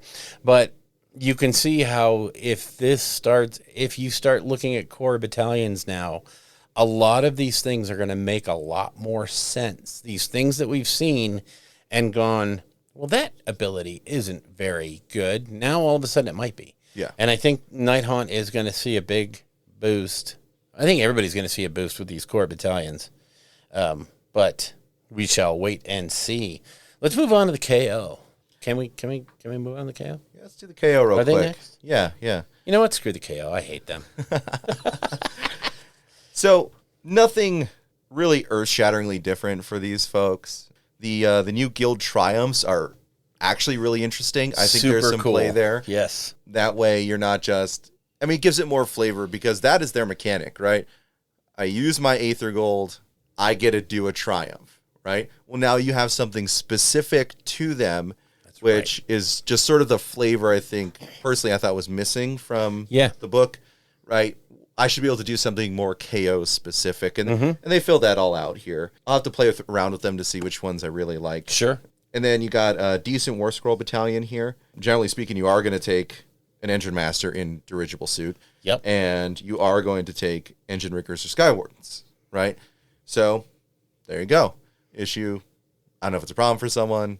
Barrack Zilfin, though. You have to go Barrack Zilfin. Yeah. Which a lot of people play anyway. Yep. Now, the Aether Chemist thing was kind of interesting. It taking up their augmentation ability to 18 inches and can suddenly be used by a chemist that's in garrison. That's huge. That's really, really big because the rules for garrison are what they use for the ships. Yeah. That makes him a lot more flexible. Yeah, because before you couldn't do it on the boat, right? It was one of those weird things like, all right, pile out. All right, do it. All right, pile in. Yeah. Like, yeah, it made for some wonky looking maneuvers on the table. Now all that's gone, and that boost in range and the ability to buff from the garrison makes it a lot more, and it's going to give a lot more flexibility to the ships, which honestly I think is going to make the ships a lot more appealing to people because I don't think the ships are selling all that. I mean, I don't think they're selling all that well. You know, when KO first dropped, I think you couldn't buy an ironclad or a frigate to save your life. Right. But, you know, this gives you more mobility, lets you be able to do these things. And even in smaller games, you know, if you're just using the gun haulers, you can do the ship mod where you can have an extra person on board, you know, or you just hitch up, do it, and you can do it on small units. Yep. It makes it more flexible, gives you a reason to spend your Aether Gold on something other than, well, I don't really want to do either of these things in my rerolls. Can I do something that's actually more impactful? Yes. Yes, you can. Yep. So. Yeah, and the Aether Runners, you get additional speed. You get to pump up a sky vessel. Yep. What is it, 3 inches? 3 inches extra. Yeah. That's not bad. That's nothing to sneeze at. No. So after that, we get to see these, does that say bound? Bound spells? Oh, God. Oh, we must be talking about Seraphon. So Seraphon got the, Laucan, the bridge, Horgas, and the shards of Valagar. It's just, they got bound versions of those endless spells. Yeah, they just completed the catalog. Yep. Right. I honestly would consider taking the shards. I think there are other things that are more impactful, but the shards only being the only one who can use them is more interesting because then you can just keep pivoting on them as you're trying to run away from the -1s, right? It's kind of, it's weird. I'm not sure how much I love the bound endless spell idea, but if you're gonna go with it, you might as well back it up with everything you got, and they did. Yeah. So, yeah. That's just more. It almost seemed like that could have been an FAQ, right? You know, but let's just take up a couple pages in a book. Add bound to each of these, right? And okay. So whatever. So then, Seraphon also got the Celestial Stampede. Yeah. This is awesome. Right? Yes. If you're a Thunder Lizards player, which frankly everyone wants to play Thunder Lizards, you want, your laser shooting, Bastiladons. Yes. You want your Stegodons. You want your big creatures. Yes. And this lets you take the Skink Chief, which is, hey, Ikto. Remember we talked about him? Ikto. You remember him? Yeah. Okay. Here he comes. And then I remember him. Right? Croak remembers him. We burnt that to death. Oh, sorry, guys. Okay. Then you get to take Engine of the Gods or Stegodon. Probably more likely to take a Steg. Yeah. But you'd be taking those in Thunder Lizards. You're going to do it anyway. Yeah. Yeah. So you bring them in, and then you get one Bastiladon. And it all comes together, and you get the Lance of Cosmic Power. First time I read through that, I was like, Lance of Infinite Power. What? Oh, wait. Yeah. Cosmic Power. Sorry. So this sort of memorializes them shooting the Silver Tower, roll dice depending on the number of Bastiladons, and after a certain number, you do D3 mortal wounds, I think. Yep. Right? For each 2+, let me just rewrote that here. All right. So it means you can't use the Trove of the Old One technology command ability in that phase when you use this. Right. But you roll 1 dice for each End of the Gods from the battalion, and roll 2 dice for each Bastiladon armed with the Solar Engine from this battalion. So if you want to get the max number of dice, you need to have the Engine of the Gods. But otherwise, you'd roll 2 dice for the 1 Bastiladon. Yeah. And you get D3 mortal wounds for every 2+. So you just fire in Malazor. Yeah. It's fire in Malazor. It's beautiful. Next is Tzeentch. This is And Bill and I we're talking about this. I think this is actually really good if you want to be getting into Tzeentch demons. Yep. This is the getting started box minus the flamers. Yeah. Plus a box of blues. Yeah. Right? You're going to buy that. Which you're going to get anyway. Yeah. Yeah. So this is a great starter for anyone looking to get into Tzeentch. So if you haven't played Tzeentch before, if you're curious about it and you want to go to start collecting, grab a box of horrors, of blue horrors, and you'll have this whole thing right here. I mean, he gets +2 to casting if you use the Lore of Change, and then the melee attacks get a boost, right? Yeah, they get +1 attack. If your horrors ever charge, +1 attack. The only problem with this is it locks you into Eternal Conflagration. You have to be Eternal Conflagration, which not everybody will. But it, like you said, if you're just getting into it, if you're just trying to buy, into, this is a great way to start. And then you'll see how it works. And then you can move on to some of the others as you buy more of those particular units. So it's a good one. I like it. +1 attack to horrors is scary. And Firestorm of Tzeentch, casting value at 9 goes down to a 7.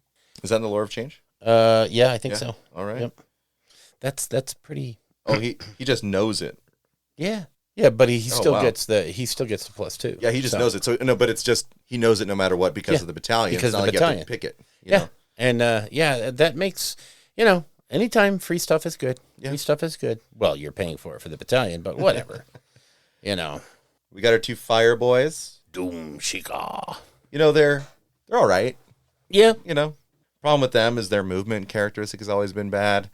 And generally speaking, I don't know why you're just not taking like another Rune Father or something on foot. Yeah. I don't think they had terribly too much that you couldn't get elsewhere. But, they got kind of spruced up. They changed the Berserker a little bit. They did.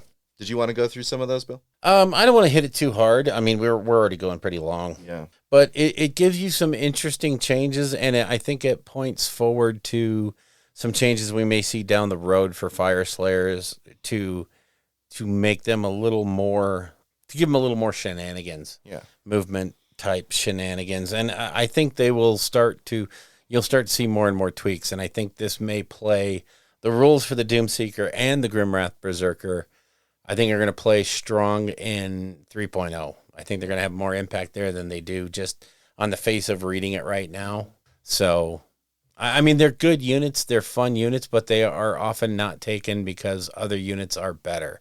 Yeah. I think this just brings it back to where they become viable choices. Yeah. So, well, I think if you're going to be playing anything like Path to Glory or Narrative, I think this gives you some spice, especially with the Berserker, because you actually get his various oaths. Yep. And so if you want that to be included in the storyline or something that you're building in your Path to Glory, it's right there for you.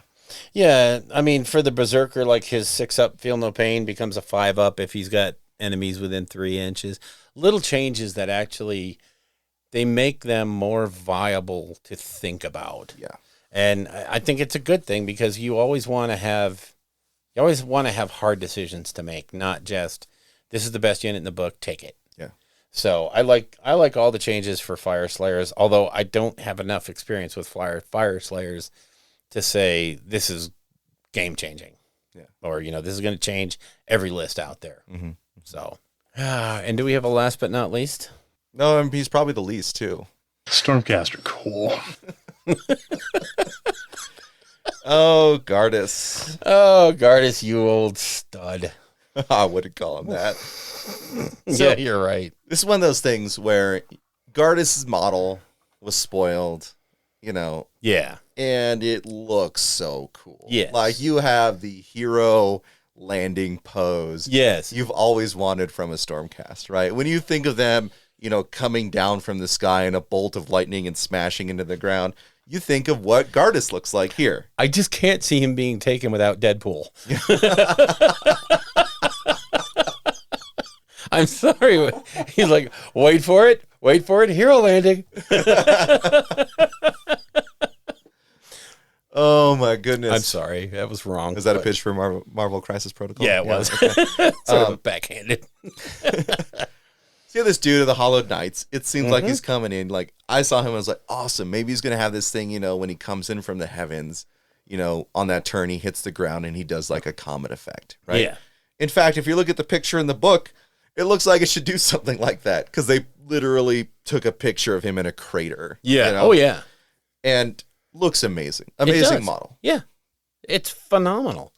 And they buffed him up. I mean, Aura of Purity gives him a 5-up, feel no pain, and a 6-up to everybody within 12. That's not bad. Yep. That's not bad. Aura of he gets a Purity. 5-up, and then his Hollow Knights get a 6-up if they're wholly within 12. Yeah. So, Yeah. I mean, that's a really good buff to give Stormcast, who already have good saves. Yeah. So I'm liking that, and it helps his survivability, which, part of the knock for the Stormcast heroes has always been, but they're susceptible to mortal wounds. Yeah. I hate to say it, but they get shot off the board pretty quick. Now it's going to be a little bit better. Saintly Assault gives you reroll charges, and that's just for characters, right? I think it's just for characters, and then adds 1 to their attacks Hollow Knight once heroes. per battle. Yeah. Yeah.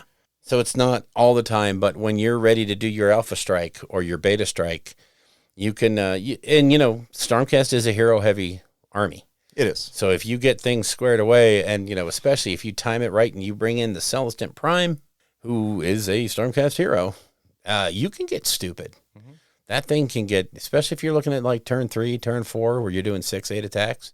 Yeah, that could be nice. That could be nice. I mean, again, with AOS 3.0 in mind, we don't know what Andrasta does, right? Oh, I know. And she could have a similar effect to a Celestin Prime, and maybe some of the other ones do too. His Martyr Strength, he gets to fight one more time on a 2+, when he dies. So you get a couple licks in. He's got an okay attack profile. His attack profile didn't change. He's the same Gardas stat lines. I kind of wanted to see, maybe +1 damage on the Warhammer or something, Yeah. Just a little something extra, like so he hits a little harder. Yeah, just to make him worthy of the Lord. The Lord Celestins, I think, need to be beefed up Agreed. a touch. Yeah. They're supposed to be demonstrably better than the guys they lead. And honestly, they're not. Yeah. And a lot of times they're outshone. Yeah. So, yeah, but I mean, they made nice little changes to him to give him a lot more of his flavor. His particular idiom is now a little bit better. And I truly like the idea that they gave him so many defense buffs without making it stupid. Giving him the 5-up, feel no pain, very nice. And extending that around him really, really helps that army overall. So, yeah, it's good. Stormcast are cool. So, at least that one is. I think just for my own thing, one, I probably want to see him with an extra wound. Yeah. Because he's such a pivotal hero. Yep. And then I just want something when he comes down from Azir. Yeah. Yeah. Like with that an pose, impact hit. Yeah. Give me an impact hit. So, It's like roll a dice for every unit, within 18 inches or even 12 inches because he comes down 9 away. Yeah. Right? And then on something, he does so many mortal wounds. a mortal wound or two. Yeah, it doesn't have to be earth-shaking. It has to be cinematic. And it could also do something that, I don't know, just making his war scroll 1,000 times longer than it needs to be. Or even if it's something like when he comes down, he does something to buff the Stormcast around him. Yeah. Not just his passive buffs, but on the turn he comes in. His appearance sparks something. Yeah. So, oh, God, that was Be'lakor. Yeah, it was. Be'lakor is cool. This is a good book. I think overall, this is a great book. Mm-hmm. So many things get touched. So many questions go unanswered. And honestly, that's what we want to see in a book like this. We want to be able to talk about who is that dwarf? Mm-hmm. Who is that masked dwarf? What is Be'lakor going to do now? What are the Chaos Gods going to do now? Why were they laughing at him when he just pretty much delivered you all the Stormcast Eternals you could possibly eat? Mm-hmm. So, I mean, there's just so many questions. And, what does it mean? What is Lord Croak really that much of a disconnected jerk face when he's getting such a cool new model? Oh, it's going to make me sad. But, there's just so many unanswered questions that I think it's phenomenally great. And I can't wait for Craig knows. You and me both. And we can do another 3-hour show. Yay! Alrighty. Well, I think that covers it for today, Bill. I think so. I think we beat Be'lakor. Well, we didn't beat him. We probably couldn't. But, we covered him. Yeah. Covered the book pretty thoroughly. Don't forget, folks, we are on social media. Take a look for us on Instagram at the Rolling Bad Podcast. We're posting there pretty regularly. Yep. We are going to be putting up the link for the Discord here pretty soon once we get the various rooms for discussion hashed out. You know, we're on Twitter. Hished out? Oh, hashed out. Sorry. No. I thought you said hished out. Yeah. And then, of course, we are on Facebook as well. Look for us on Twitter. And in fact, you're going to want to tune in for the next one, right, Bill? I think so. And why is that? Well, we may just have. Oh, no, we do. It's sitting right there. We have a copy of Cursed City to give away. I'm not going to hold you to it. You waited to the end of the show. So next show, we will be telling people how to get a chance to win a sealed copy of Cursed City, which I understand they're not making anymore. That's what I heard. Yeah. Sore subject. Okay. Yeah, so stay tuned, folks. You know, once we'll announce it on the show, but we'll also put all up on our social media so that way you can, have links to where you need to go. I'm pretty excited about this. I think it's going to bring everyone into the community in and do something good. And you'll see more about that. We'll hear more about it next time. Yeah. So that's it for me, folks. See you. If you would like to get in touch with us, you can reach us at our Facebook page at www.facebook.com/rollingbadpodcast, all one word. Our Patreon page is at www.patreon.com/rollingbadpodcast, again, all one word. The Twitter account for the show is at rolling_bad. And our individual Twitters are, for me, at Bill Castello, BILLCASTELLO. All of our guests on the show will have their contact information in that show's show notes. The music in the show is used courtesy of Kevin MacLeod at Incompetech.com and used under the Creative Commons license. The Rolling Bad Podcast is protected under the Creative Commons Attribution 4.0 International License. Information for this license can be found at creativecommons.org.